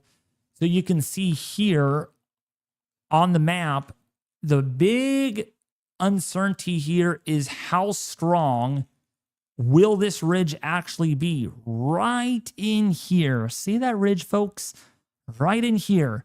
The European model indicates that the ridge is going to be stronger, and it's going to try to build back to the west faster before the system is able to get far enough north before this lane kind of gets a little weaker. So the system does not able to escape as quickly out in that lane of traffic versus what we have up here, where we have the trough, where we have this low that also play a role in all of this. We look at the prior model runs here on the Euro. This trough is more significantly weaker, and it's a little faster to get out of the way before this trough is able to get in. In fact, if we look at the latest ensembles, this trough here has trended a little weaker over the last few model runs. And so that's going to really play a big role. It really is. Because if that trough is not strong enough, this ridge is able to build a little further to the east, a little further, while this ridge tries to build to the west a little faster, then this could really change course very quickly. And that is what we're waiting to see, is what all happens up here in terms of where this is going to go. That's why we have wild outcomes. Still to the east of Bermuda, still outcomes very close to the United States coast here of North and South Carolina, including for Virginia. I mean, this is how the cone of uncertainty would look if the NHC extended their forecast out to 10 days. The GEFS ensemble shows us something really different. We have a weaker ridge, which isn't surprising given the fact that the GFS is weak biased with some of these players. We have a little stronger trough and a little stronger trough to its northwest with a weaker ridge over the Midwest. So what ends up happening is this lane is a lot wider and the ridge up here is a lot weaker. So you can see the difference between these two models. And right now the 18Z model has, let's see. Yeah, so this trough apparently is stronger, which is a 4-day forecast with this ridge being a little weaker, this being a little stronger, this being a little weaker. So it is, I'm really interested if the GFS is actually, or GEFS ensemble is actually onto something, because it has just not let go. It has been in disagreement with the European model, with these other ensembles that we are looking at, especially the Euro, being a consistently stronger. I mean, this is a huge difference. Look at 4 days out, people. 4 days out. And look at how much stronger this ridge here is, how much stronger this ridge is here. This all up here is weaker. So if we go back and forth, you can see with what we're actually seeing between the two models, the latest GEFS ensemble and the latest European ensemble. Look at how notable that ridge is. Much stronger on the Euro, much weaker on the GEFS. So there's not going to be a pinpoint forecast, unfortunately, and we may not ever know exactly where this is going to hit until it's like 3 or so days out because of this steering influence up here. This is the very big uncertainty that we have. Again, the euro much weaker and faster with that short wave moving through versus GEFS model ensemble a lot stronger with this and this. Indicates a lot less ridging to the north of the cyclone in about 4 days, which is why the members over here are saying, oh, we're going to turn north a little sooner. And that's what still looks to happen. However, though, we have seen a trend pretty much still to the west overall with some of those ensembles. So that is worth noting. And then we have a stronger signal popping up here after that on the ensemble with our next system that develops. So we will see if the operational GFS is actually onto something. Because that would be a big time Florida landfall impact right there. And you can see a very end of the model run.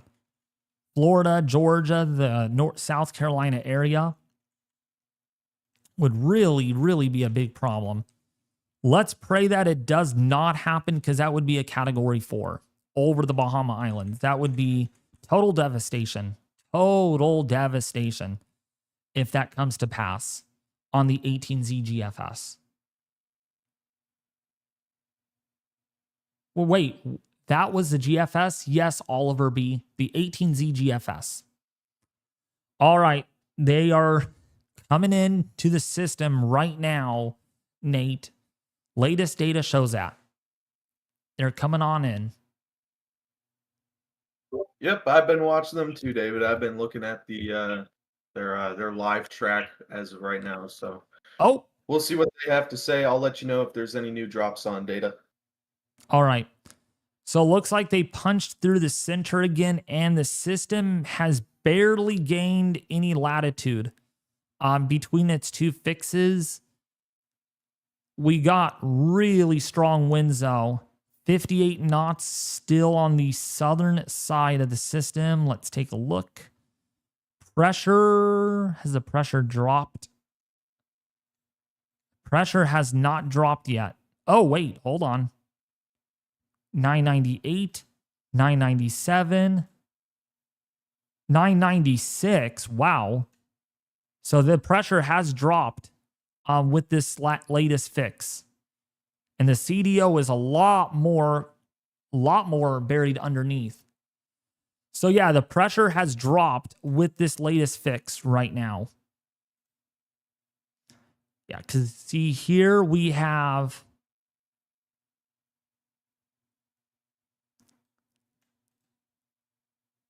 Yeah, so the pressure has dropped versus that previous pass, which was a lot higher. So I would say pressure's down to 999 millibars. So if it is strengthening. It is strengthening as we speak. That's what we're seeing. So that means this has not gained a whole lot of latitude. Your center, because they did not get the exact center, I believe, because these wind barbs are doing this. So the flow is doing this right now.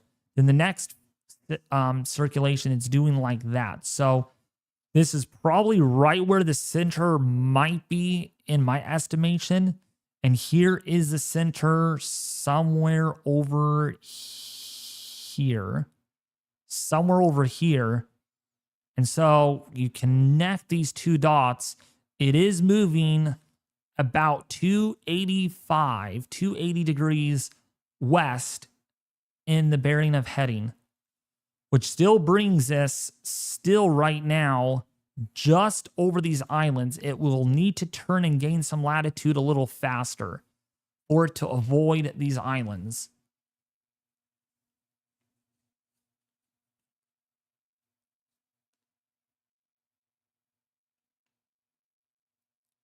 When is the latest update for today? From the National Hurricane Center, I don't know if they're going to start intermediate updates. Maybe they will. We're going to wait for that, though. It should come out here at 5 o'clock my time. So that's in about 10 or 15 minutes. We will see if the winds have come up. I would not be surprised if they do. Actually, oh yeah, flight level wind is about 74. Yeah, about 74 miles an hour on the southeastern quadrant. The fat side is going to be strongest because that's direction of motion. So I would not be surprised if winds probably have picked up even further, at least to 70 miles an hour. Meaning this could be close of being a hurricane. Very, very close. A very compact hurricane by all means. By all means. Which means if it is already beginning its strengthening phase, which it clearly is, it looks like at this point, there's no doubt in my mind that this ends up being a Cat 4 hurricane with 130 to 155 miles an hour in the Bahamas, which would be, I mean, if it goes over these Bahama Islands, it will be total devastation. I mean, look how small these islands are. I mean, good golly, imagining living on a small island and you get a Cat 4 hurricane hitting it. It would be absolutely destructive. I mean, it would really be bad. So that is why, man, this has to stay away from these islands, because if it moves right over the Turks and Caicos Islands, the Bahamas over here, man, some of the islands could actually be wiped clean. Some of the estuaries here would be an unprecedented event. The hurricane is uncertain movement right now. Now, we know pretty well where it's moving right now. It's gaining some latitude a little bit. It is moving just north of due west right now, but not quick enough. Not quick enough. So we should hopefully see bigger corrections made on our 0Z guidance. Okay, 18Z loading in. Really? Let's look at our 0Z or 18Z run. See how strong this gets. It says further north. Let's take a look. Yep, it's further north on the 18Z by a little bit. But again, we'll see further corrections made on this. But it does forecast this to be a major hurricane, perhaps just to the north of Puerto Rico. That's the halves A. Let's see the halves B. How strong this is going to get. This is further south. It is further south. You can see Puerto Rico right here. Keep an eye on Puerto Rico. You can see the landmass. See some of these other islands. So if we look at the 12Z run, Puerto Rico was down here. Okay. Puerto Rico was there. And look at the 18Z run. It's a little further to the south, just by a hair. But it's weaker at the same time. But it still shows it becoming a major hurricane in about 2.5 days. So our new models are just coming in. So this is unfortunately further south with now tropical storm force winds that are looking a little bit more possible over St. Martin as well as these other islands. So if you are on the U.S. British Virgin Islands, Anguilla, as well as Antigua, Montserrat, as well as St. Kitts and Nevis, some of these other islands here, especially right here. I'm going to circle you all in. These islands need to be on the lookout. for sure about short-term changes to the south or the north, because that's going to matter a whole lot for these islands of the northeastern Caribbean. And that's going to mean how close does it get to the Bahamas here, Turks and Caicos Islands. We know for a fact that this will likely avoid Puerto Rico, but it does not mean your impacts will be very little, because if this is certainly a little bit of shear that gets in the way, then you're going to get a lot of rainfall. A lot of rainfall. Some of these banding futures could really cause some problems.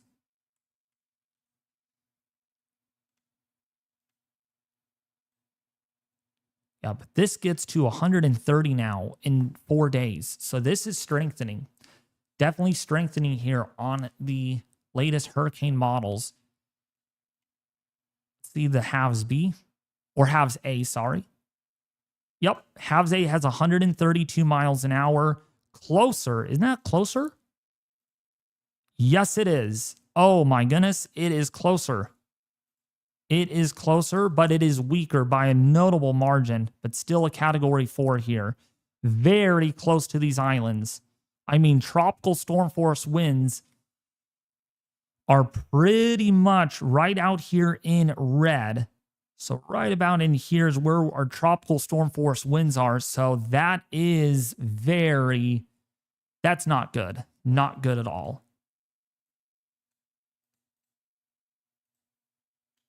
Yeah, this was a lot further to the northeast. Not today. This is a lot closer.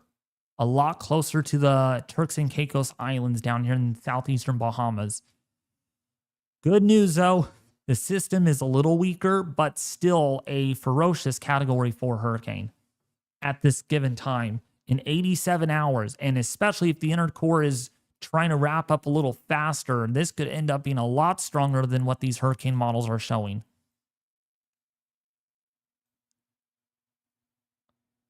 We are really going to need to watch these trends. But this is pretty much where that icon has it, though. I mean, look at this. Tell me how close call that is. I mean, that is really close. The hurricane models are not far to the northeast of where that icon model is.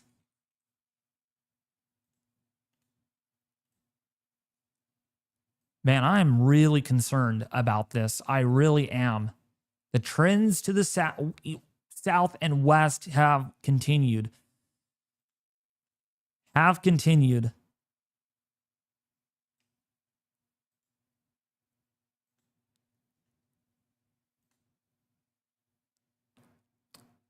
All right, they'll be updating this very soon.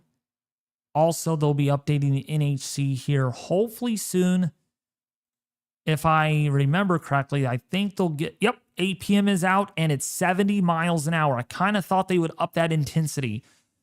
So NOAA aircraft data indicates that Erin is nearing hurricane strength. So this is a high-end tropical storm right now. We have winds of 70 miles an hour.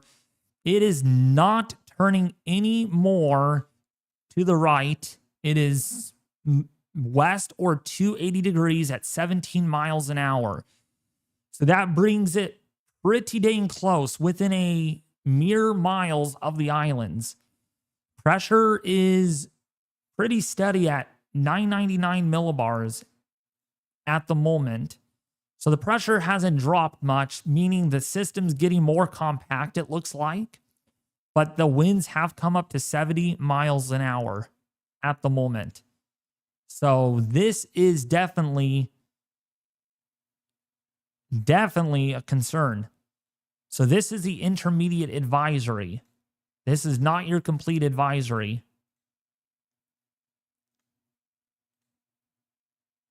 So it is moving right where that cone is. And did they shift that cone a little further south? I think they did. I swear, if they did, or to the west by any margin. Let's see. Let's see here.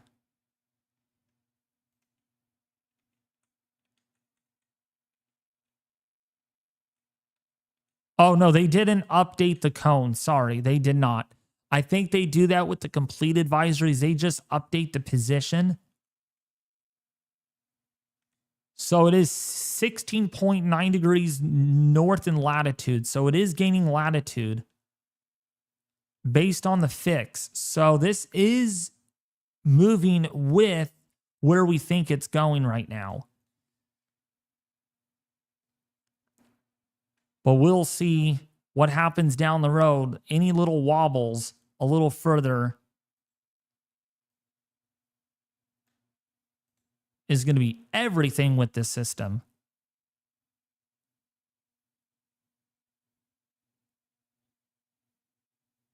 Yep, GFS fully done rendering. Got another wave here. We got another wave here to watch. So I don't think we're quite done after Erin, but there's probably going to be a little bit of a lull for, well, as we get Erin, we're probably going to have another system to really watch on our hands. So it's pretty much continued watching out there in the tropics at this point. But yeah, let's see what our latest hurricane models are showing. Our 18Z is in. Let's see, did it get stronger? About 130 miles an hour, halves B.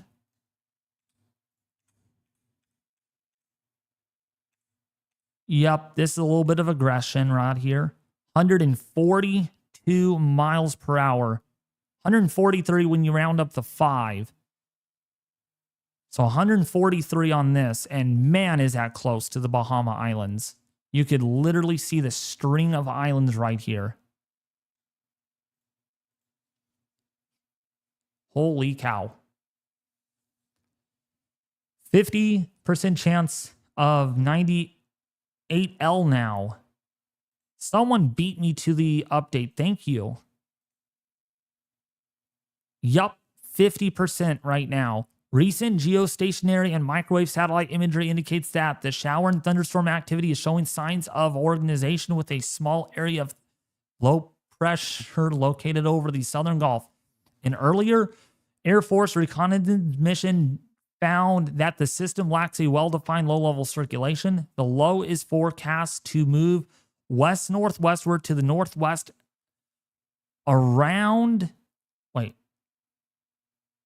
across the western Gulf during the next day or so, while environmental conditions appear generally favorable for further development. A tropical depression could form before the system moves inland over the northeastern Mexico or southern Texas by late Friday. Regardless of development, here's a key factor. Locally heavier rainfall is possible along portions of the northeastern Mexico coast and southern Texas over the next few days. Another Hurricane Hunter aircraft is scheduled to investigate this system early Friday morning. So they are quite concerned about that. They are actually thinking that that is going to develop into something. See, and look at. Wasn't on the GFS. The GFS did not see that very well. That is why we don't take our eyes off. Just because the GFS doesn't show anything doesn't mean nothing will be there. Little small synoptic differences mean a big difference between reality versus fiction on these models. Okay, let's see the 18Z run. HWRF is not in. Is the HMON not in either yet? So we're going to be waiting for those. Let's get our Recon data in. And wow, they did find tropical hurricane force winds almost on the southeastern side of the system. Yep, there it is. Yep. Almost hurricane force. Man, quite intense. Quite intense. So yeah, this is strengthening for sure. This is very close to being a hurricane. And doesn't it not look like a hurricane either? It's like a blob of convection, which means this is compact. This is a very compact circulation, which means it can spin up very fast. So that's why we need to really watch this. Remember Lee. Remember how Lee did. Remember Milton. Yep. You got to think about those two systems.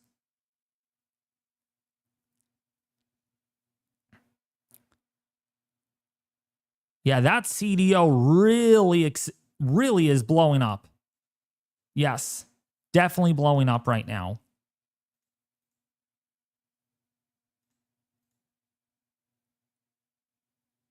Let's see if we got our new update. Not yet. Not yet.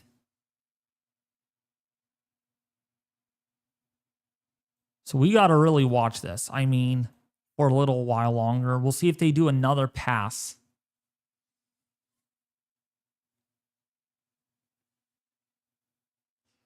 By the way, if you all have not been here yet, if you all are new and you've been here maybe for 4 or 5 months, and you do like the tropical weather updates on a daily basis that you like, please subscribe to the channel. If you haven't already, hit that bell notification icon. So like literally punch the subscribe button, punch the like button, and also smack the bell icon to get all of my notifications, because I do these live streams as I've been doing lately, including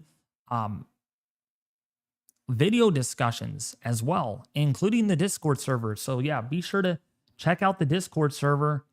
It's called Weather Force, and we just hit 100 members in the server. So thank you guys for joining that too. I will try to be more active in there, but as you know, I am really busy keeping you guys all updated over here. So yeah, share, like, and subscribe. Join the Weather Force Discord server. It is free. And the merchandise. Also, yeah, Easy, do you want to explain about the merchandise since you're good at doing the promotion side of things? Yeah, sure. So if you go to David's channel and you navigate to the store, we have merchandise now. We have hoodies, we have mugs, we have a mouse pad. You know, more to come, of course. But right now, I mean, that looks pretty high quality to me. I mean, I think I'm gonna get some. I'm just saying.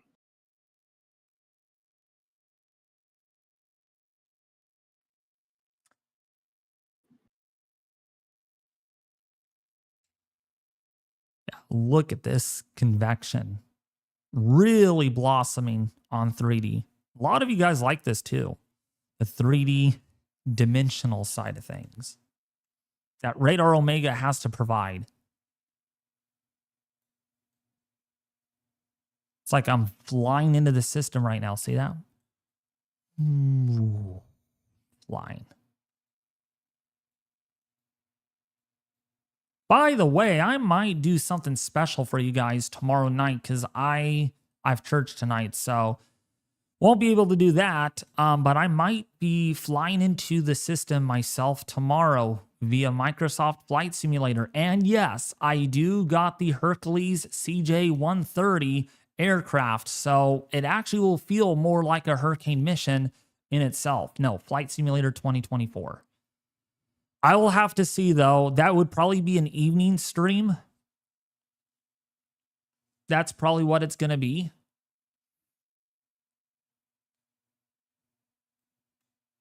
Actually, you know what? I might wait a little bit. Actually, I'll probably wait until early next week because sometimes when things are not very organized, like the system, it uses model data, which really sucks. It should use Hurricane model data instead. The system does not do well in organization, so I might just wait until it gets a little stronger and a lot stronger when it gets over here. So probably not until early next week. We'll see how this is by tomorrow morning, though. But yeah, there it is. There's our plane. Okay, it looks like they're going to do another quadrant pass for us. So they're going to get that eastern side, which is going to be a very strong side of the system. CDO is continuing to grow. Oh, yeah, for sure. The CDO is very, very symmetrical right now. I mean, quite symmetrical. Yeah. You know what? You could even see some banding Cirrus futures as well. We take off our aircraft data really quickly. If you look very closely, there is already some swirly bands in the Cirrus canopy. Look at this. Watch this. You could almost tell there might be a little bit of Cirrus kind of doing this, going like that. So it is trying, it is showing signs. It is showing signs already. Man, that is a very intense inner core structure, though. Big yikes. What's up, Dopey Nightlife TV? How are you doing?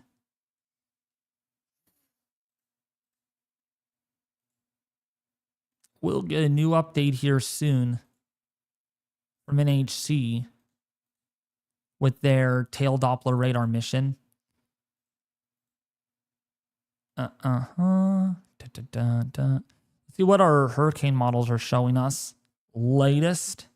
How far is this going to get to the north?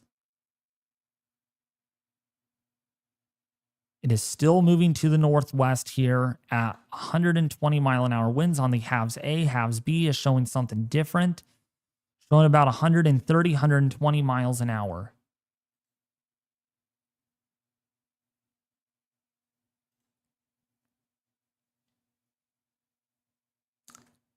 So we'll be watching this, but yeah, definitely a strong system.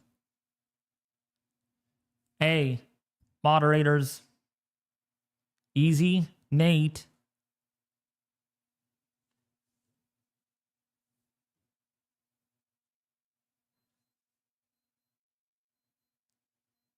They got them. Sweet.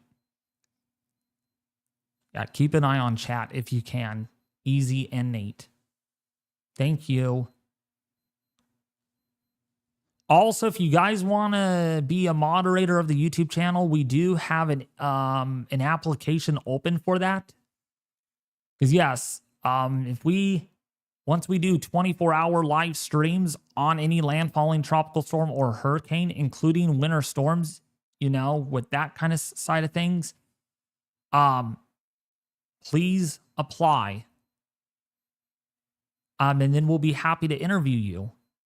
And if we think you're a good fit, welcome to the team.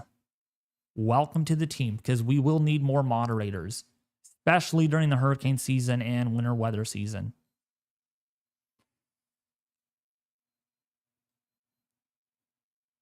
So we'll be watching this for a while.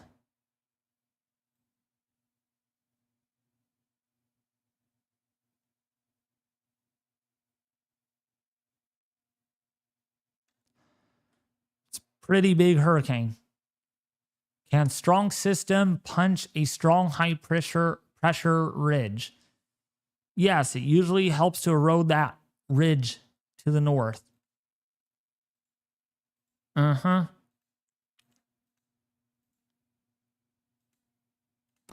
Waiting for our new tail Doppler radar data to come in. And once we have that, we will provide you it. Also, I have an X account as well. And I'm already up to 2,100 followers. Man, growing quick there too on the X page. X means extreme.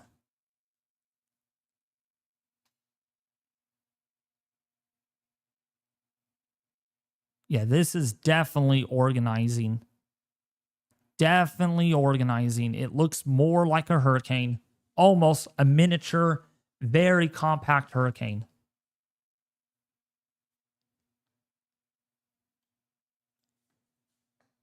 But we will be waiting for one more pass. Actually, it probably won't be happening because I'll have to go at about 5:45-ish.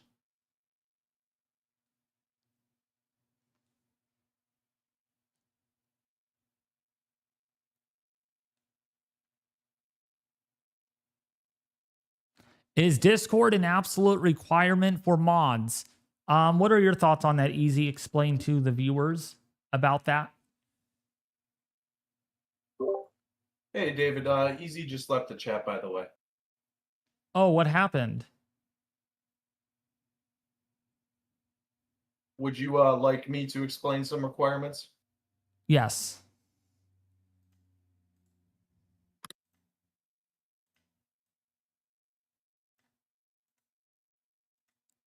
Yes.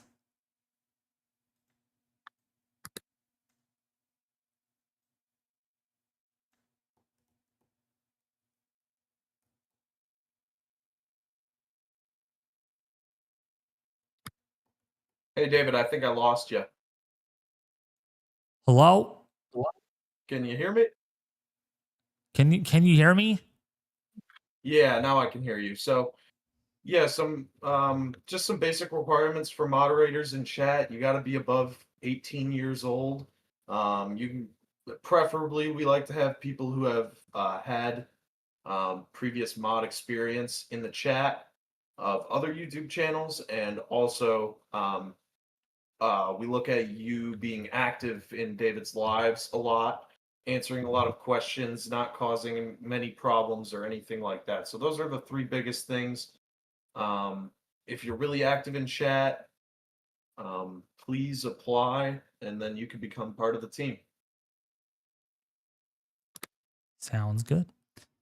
All right, yeah, I disconnected there for a second because chat said, or it gave me a heads up that hey, chat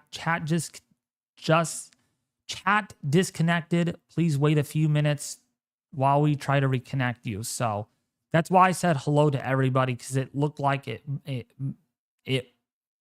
went out. So hey, Titan. Hey, Rose. Yes, we're good. I could hear you guys now. It disconnected for a split second there. I don't know what happened.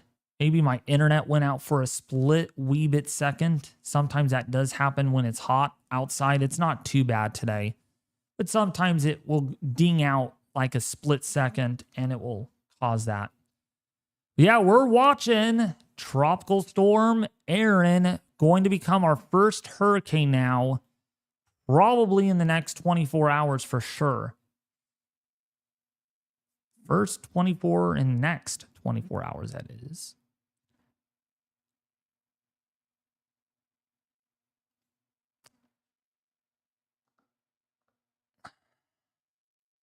Okay, our hurricane models are taking forever to load in, but our HAVSB should be done.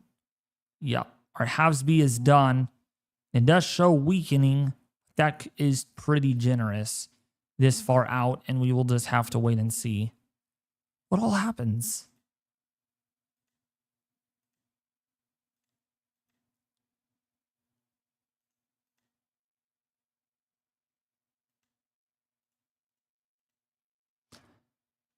Yeah.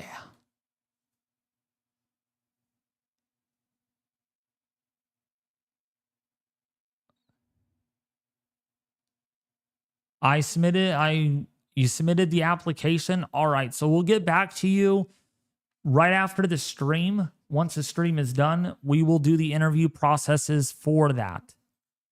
Do you know where Easy went, Nate?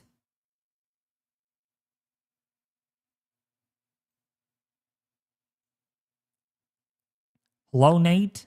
He is back right now. He's just having some issues with his computer right now. Oh, okay. Hello? Yep, I could hear you. Okay, I'm back now. Hey, we got a application submitted, Easy. So after this is all done, we're probably gonna need to do interviews. I'll try to be there, but I have church, so. Yeah, we have around 4 applicants right now.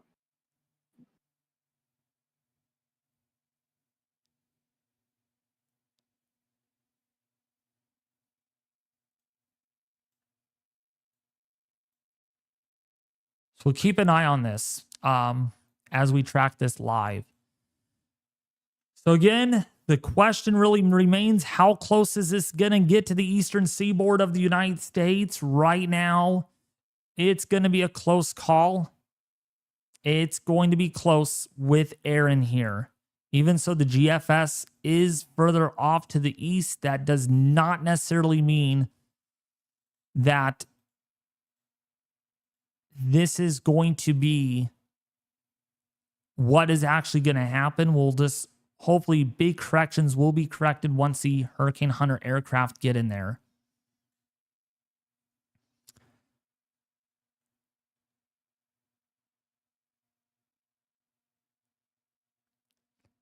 Yep, it's 70 miles an hour. Yes, Erin. Yeah, it is 70 mile an hour tropical storm. So it is pretty dang strong. And we are getting our 18Z Euro in. Let's see what it shows now. Is it further to the west? It is further to the east. So still some corrections to be made here on where this is going to actually go. On that run, let's see the artificial intelligence model. That's going to be interesting. Still a bit close, but a little further. So our southern or our eastern trend may have resumed with the AI model sniffing out a system over here in the Gulf. And it's that same system that the GFS indicates. It's this little wave right here that the models are picking up on. If we look at the GFS at the same time frame, we can see that it's going to be further. Yeah, look at this. There's some consistency that we do not want to see between the artificial intelligence model. Yeah, look at that. Same model, same time. And the GFS has it right here. The AI model has it over here right now. So there is definitely two models picking that up already. See if our Canadian model has anything on that in its 12Z output. Yep. Well, a lot later, but there is something there that the model is indicating. So we may not be done. We may not be done yet.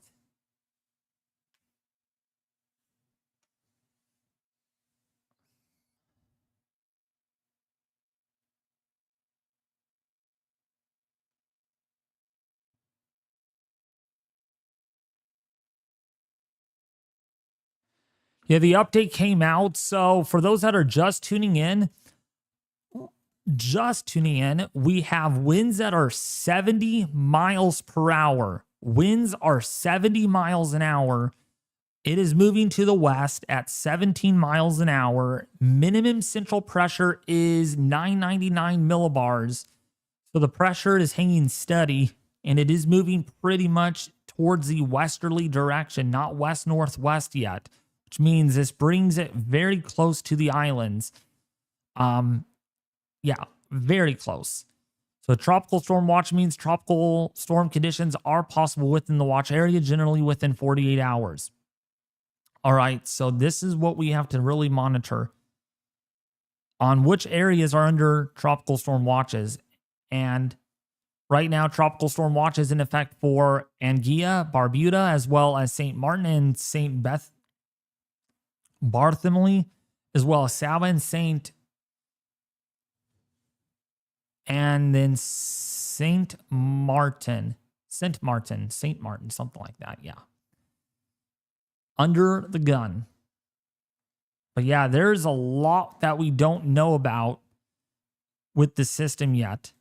Because look at, there's a lot of uncertainty this far out in the first 240 hours. I mean, there's a lot of uncertainty, but once this goes out to sea and we know everyone's fine, look at what's showing up down here on the 12Z. Look at the signal down here with more additional tropical development. That's what we are going to need to watch.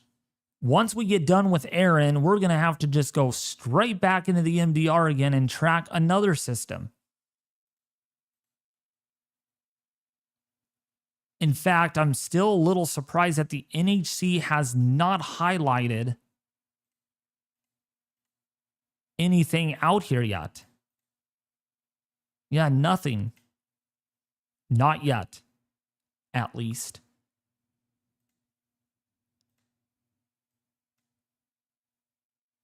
Maybe something, yes. Maybe a new storm. That is certainly a possibility.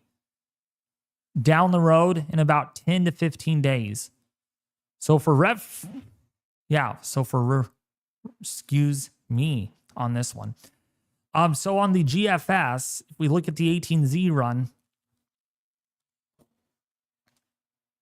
right here, that's one system, but look at this. Once that pulls out, man, we're going to have to shift gears pretty quickly on this little guy that is down here to the south.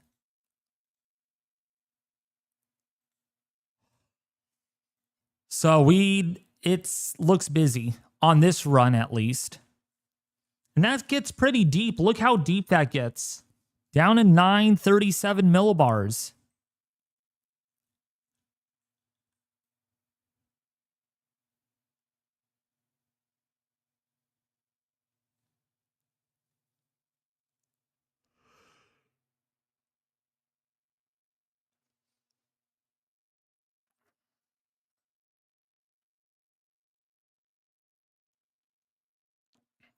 Yeah, see, here's divergent flow up here.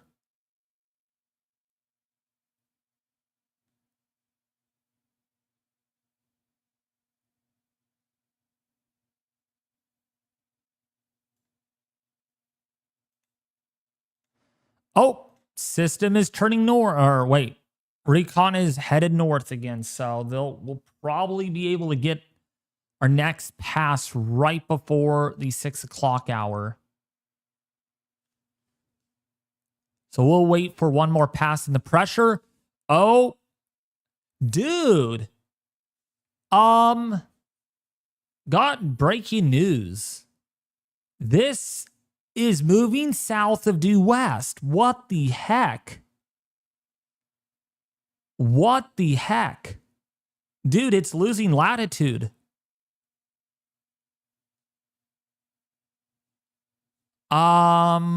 Okay. All right. We'll trust the data from the aircraft. So first fix is here. First fix, second fix. Right all in here, showing us it actually has moved a little further south. A little south of due west. Man, if this cannot gain any latitude at all by tomorrow morning, this is going to change everything. This is going to change everything. If it cannot get its act together, I still believe it's gaining a little bit of latitude, but based on the last two fixes, it has not gained latitude.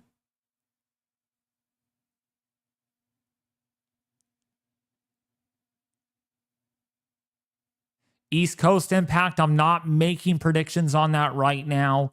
There will be some impacts due to surf, but as far as any wind impacts, we just don't know yet. Probably just a wobble. That could be, that's true, Patrick. Oh, wait, no, Liam, that's true to that. Biggest plot twist of the century. No, it's not the biggest plot twist of the century. It definitely isn't. It might, yeah, it's just a wobble, I think. So it's probably doing this, and then it's going to go right up here and maybe do this. Kind of like that. As they get more data.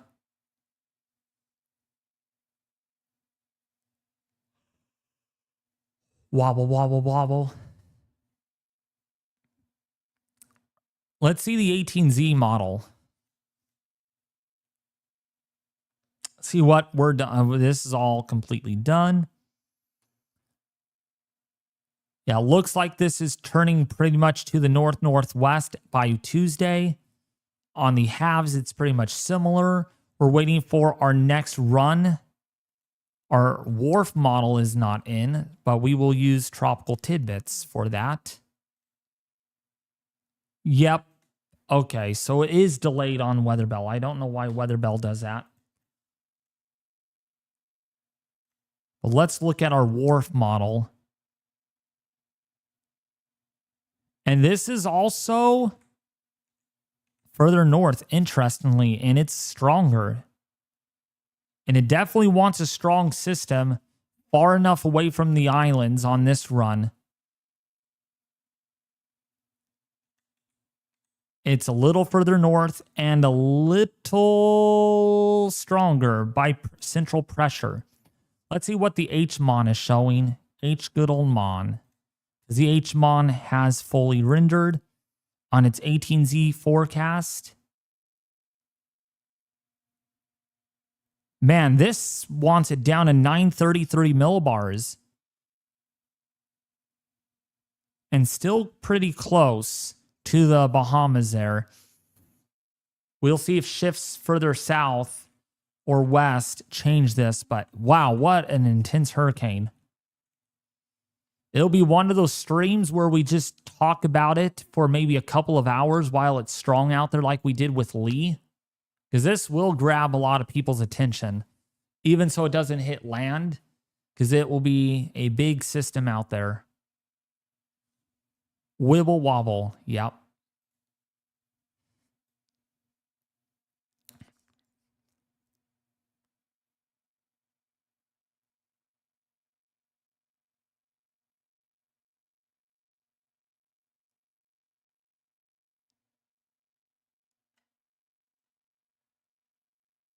So yeah, definitely some intense runs today on the hurricane models. Still calling for a category 3-4 hurricane. All those wobbles add up though. Yes.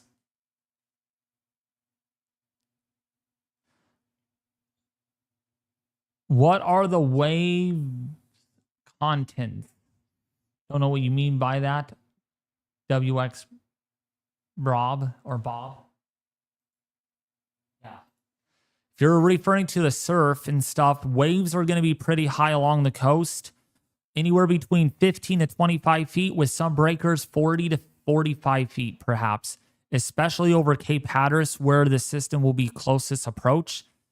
But anywhere along the coast here of the Southeast United States, definitely need to be watching this as far as surf goes. Oops. So right about in here, I would say, I would be watching latest model guidance for any trends further west, which would mean higher surf. Right all in here.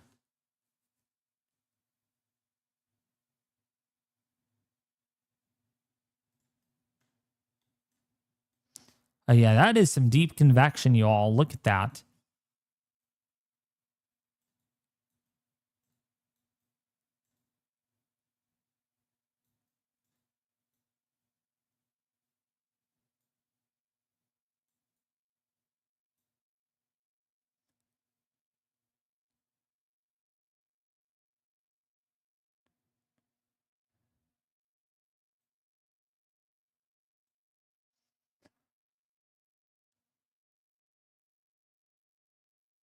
That storm looks evil. Yeah, I agree. The hurricane looks pretty intense, or tropical storm. Man, I'm almost ready to say hurricane over here.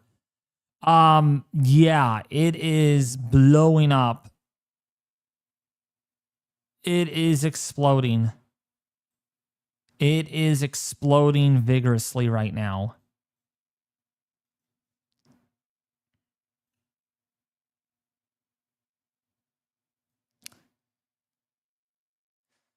Okay, we got our new tail Doppler radar in right now, our data. Let's take a look at that. Let's take a look. Oh, we didn't. Or did we? No, we... Nope. No, we didn't. Darn it. Darn it. We'll wait. We'll have to wait patiently.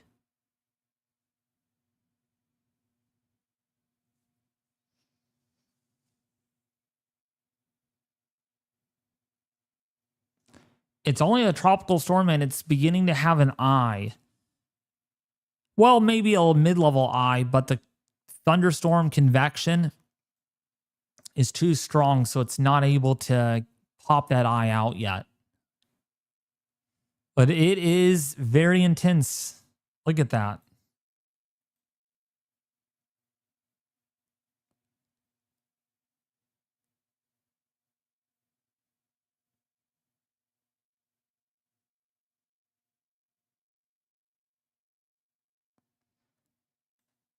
And that is persistent convection right there. I'm really curious how high those echo tops are. Probably like 60,000 feet easily.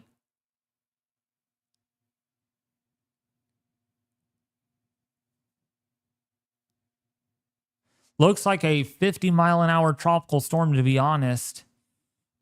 Yeah, doesn't it? But at the same time, the Recon found 70-mile-an-hour winds. Which I do not understand. I mean, I think it is a little weaker than that, but it is definitely up there to being a tropical storm. I wish I can plug my EV into it. You wish you plugged your electronic or your electric vehicle into a tropical storm? Okay.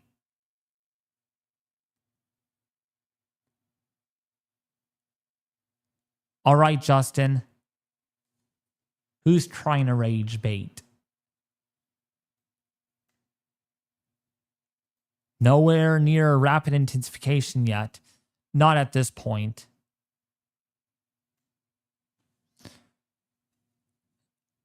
Recon is accurate. It did pick up 75-mile-an-hour winds. But that is flight level.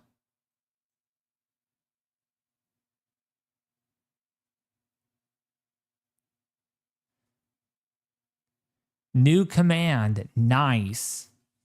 Thank you, Easy. Which, by the way, Easy is working behind the scenes, backstage, working on Nightbot to plug in all of these commands. So if you guys want to find out more information about the NHC, you can just type in !NHC, and then you'll get the outlook. It is on its way of becoming a hurricane. Oh gosh, yeah. Without a doubt, it is going to be a hurricane. And speaking of that, here's a look at the IR satellite imagery. Doesn't look very impressive on the HAVS A model.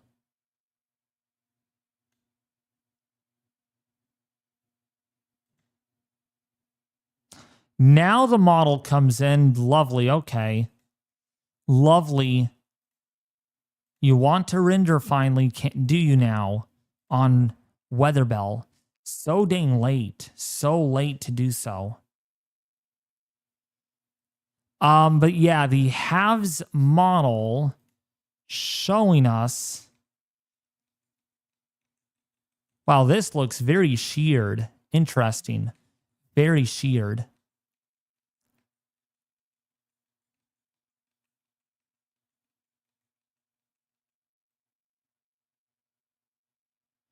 We're going to need to see how strong this gets first before it runs into any shear, though.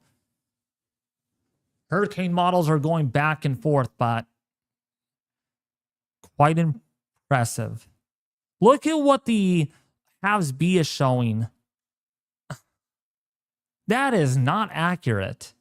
That is not accurate at all.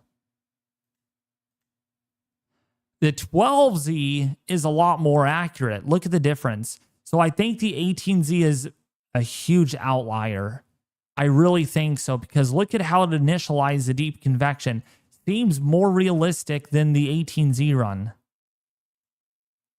So we're going to have to use a 12Z to see what this actually looks like. And it does show a sheared system at the very end of the model run.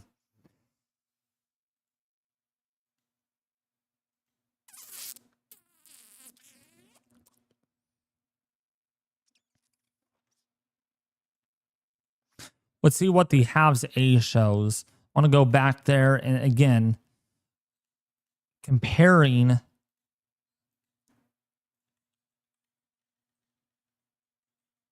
Yeah, see, this didn't do so well. This did horrible at initializing versus this. This did a little bit better with its deep convection mass. Yeah, and this shows a much stronger hurricane right here. So the 12Z is onto something, unfortunately. Because of initial conditions, that's what we got to look at.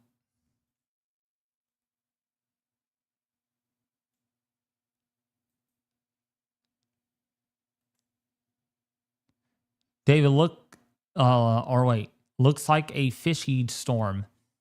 Yeah, but again, do not focus on that it's a fish storm, because if it gets too close, to land, it means a difference. So for an example, if it gets too close to the United States right here, so let's just say if a track is like this. Okay, that's a fish storm. But, oops, man, my pin glitched out there. So if it does this and turns out to sea, right? Look how close that is to Cape Hatteras, to the United States, versus if a track is out like that, right? There is a difference. There's a big difference. Who is the better mod? There's a vote going on.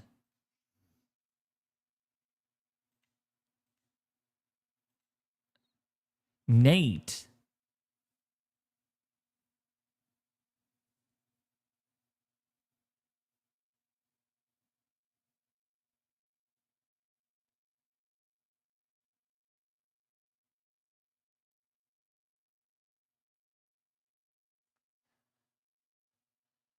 Come on, I think Easy and Nate are both good mods, including Titan.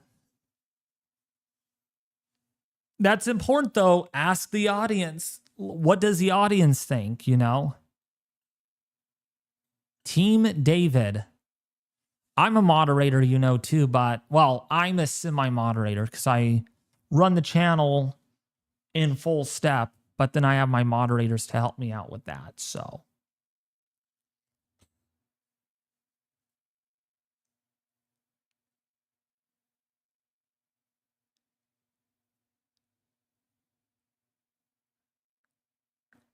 I think all the moderators are great. I think all of them are great, in my honest opinion.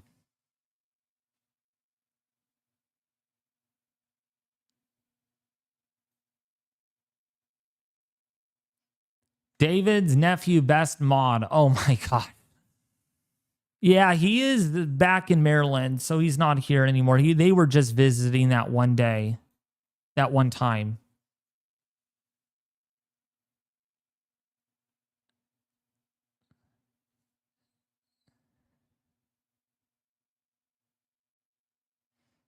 David, look at the DMs in.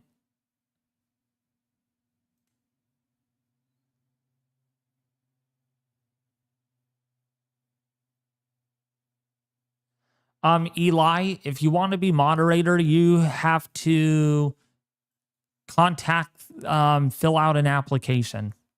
If you want to be moderator.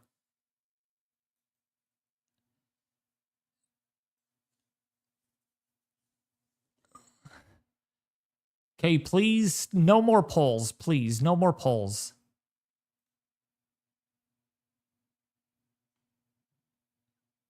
Oh, okay. So you're taking, okay, I see what you're doing.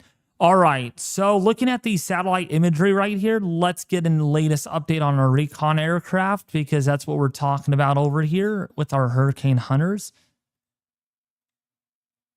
And they're going back in. They are going back in. Let's see what they find. Let's see what they find.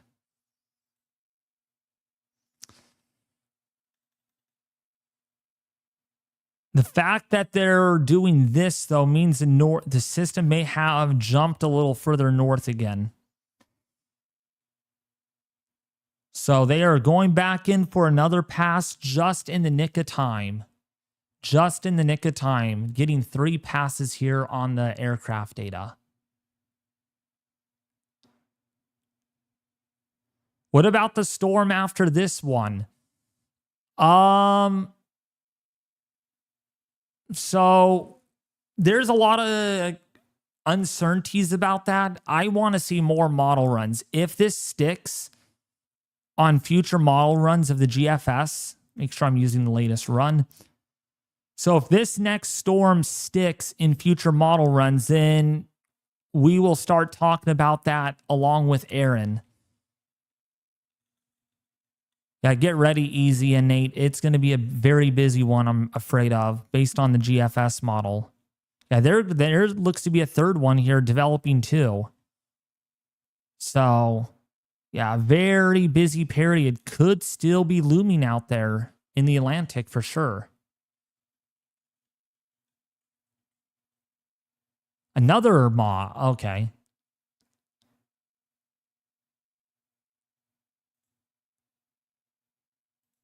Oh, perfect. That's good. Easy. Boom. Yeah, Easy could be the bot. I'm just kidding. I'm just joking with you, Easy. The Easy bot.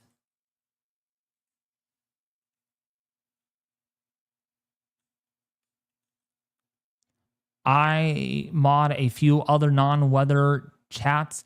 Modding is work, a commitment, and no, not looking to be mod more. Laughing out loud. Thanks to all mods.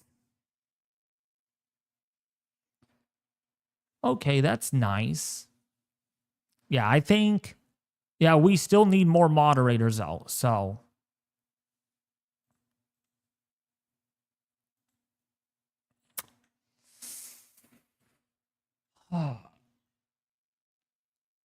All right, Recon just took a flight inside, and did they find stronger winds?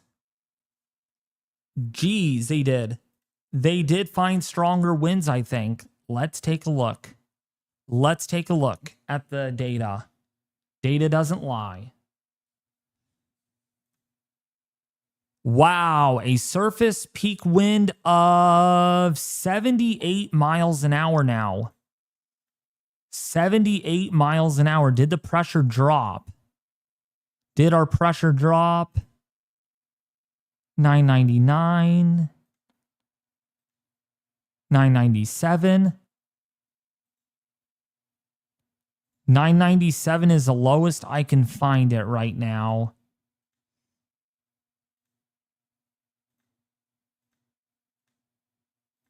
Yep, 997. So the pressure, 997.9. So the pressure has not fallen anymore. But definitely getting some hurricane force winds now, near hurricane force on the eastern quadrant of the pass is what we're getting. So this is definitely strengthening in terms of its wind field. No, it's flight level wind, but that translates to about 70 miles an hour at the surface. Plus, or well, with all the convective activity, it could get transferred down to the surface. So I would not be surprised if this is at least a 70 mile an hour tropical storm based on the data. And they are Hey, in David, the smack. we do have data from the drop zone. It's 38 mile an hour winds on the surface right now. 38. That can't be right because NHC has 70 in their updates. So it's got to be more than that. That is flight level winds. On the eastern side, they're in the middle now. They got the eastern side and it's up to 78.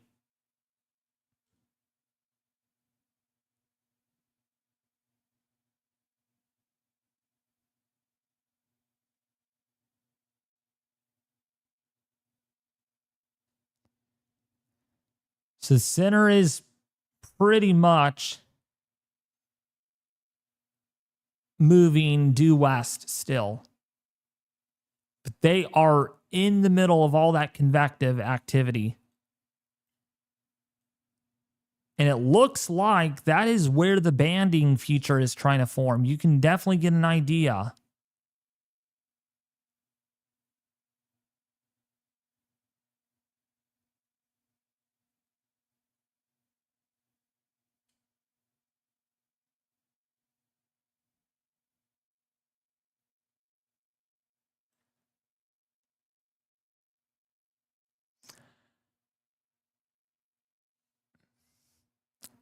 Let's see what time this came out at. 1500. Oh, wait. 1540. Or wait, 040, which is 540. So wait for one more update, then I'm going to actually have to go. By the way, if you are all enjoying the live coverage, the live updates that we are providing here, by the way, thank you, Ramik, for the $2 donation. If you're finding this very helpful, very detailed, and life-saving, because this does save people's lives and it helps to feed the models in, please subscribe to the channel. It really does help out a lot. It really does.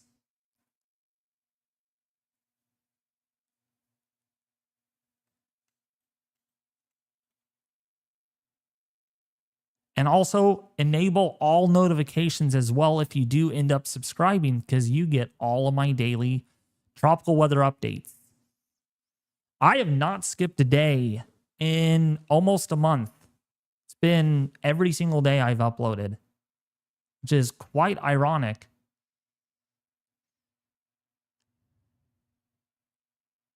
Is the eye further south than expected compared to the global model said? I would say it's a bit further south by a little bit, yes.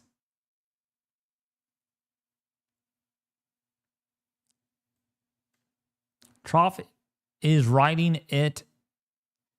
Sheesh. Look out, Florida.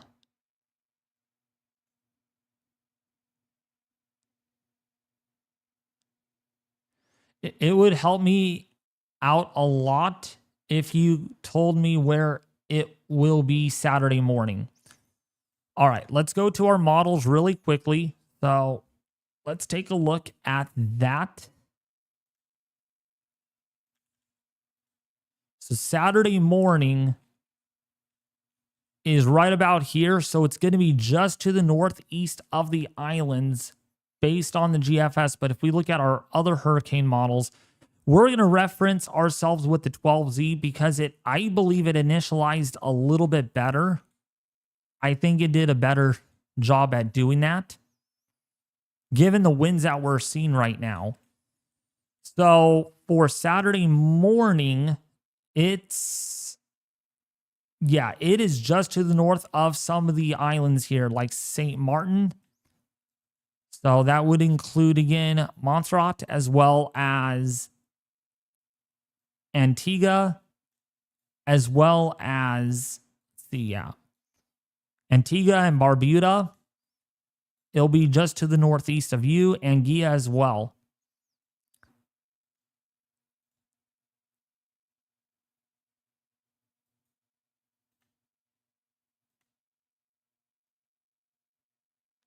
And so it's going to be just to the northeast of those islands. That's what we expect. And because of how strong this actually is right now, given that the fact that it is about 70 miles an hour, this seems to initialize quite well on the halves A. On both of these. And the halves B did a pretty good job at initializing, but I think the halves A did the best. Central pressure is at around 998. So that did really well at initializing this morning. And so it does show a hurricane for sure in about a couple of days.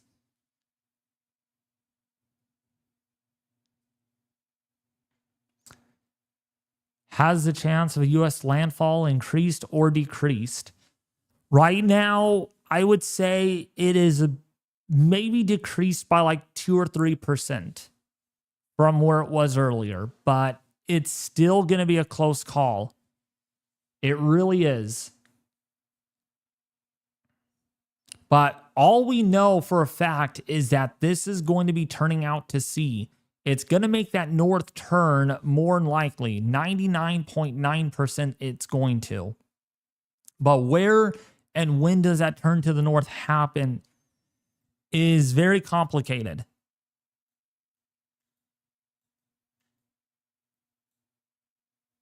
Oh, he's rendering. He's rendering. Our hurricane model over here.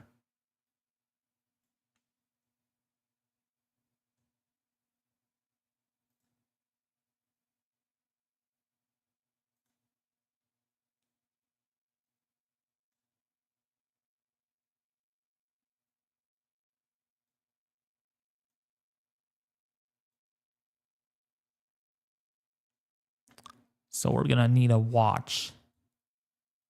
Latest data. We're going to wait for one more piece of it coming in to see what they find on the western side. Because that's going to be important. Yeah, so the center might have jumped over here.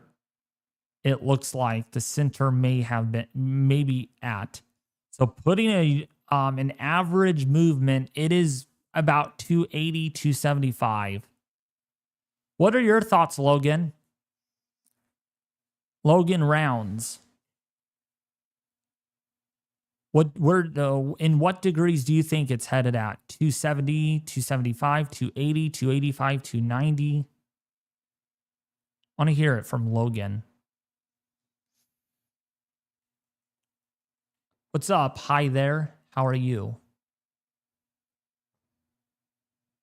Erin is beautiful on IR. Yes, he is. Logan, in which bearing heading do you think it's headed? 270, 275, 280, 285, 290, 295, 300? I would say about 275. Okay, makes pretty good logical sense. So right now, they did not find tropical. Yeah, they did find tropical storm force winds on the western side of the system. Yes, they did. Yeah, 46, 47 miles an hour they found. So there is tropical storm force winds, but very weighted on the north, northeast, and eastern quadrants right now, which is to be expected. That is to be expected by all means.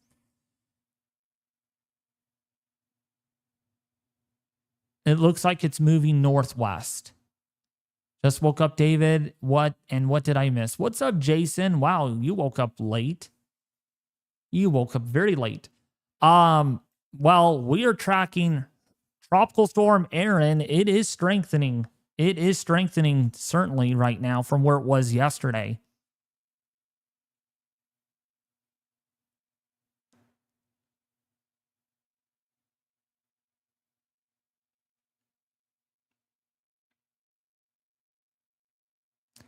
Yes, so in order to be a moderator, you must be 18 years old or older. Fill out the application if you find yourself interested in being a moderator of the YouTube channel during live streams. We are looking for more people, especially during the tropical season and the winter season. Is the icon model way off?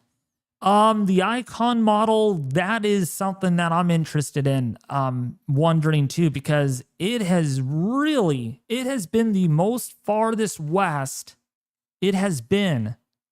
I mean, look how far west this actually is. Only a little bit further east from its 0Z last night. So I'm very, very interested in thinking the same thing. That it could be onto something. That's why we can't focus on just one model. We just can't.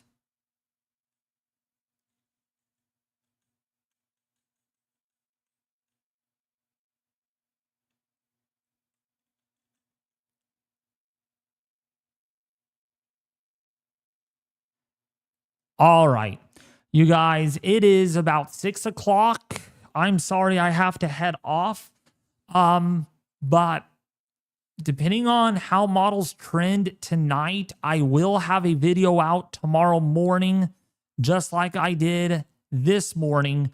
And then we will probably do another live stream tomorrow afternoon. I'll have to think about that one just to see what is going on here.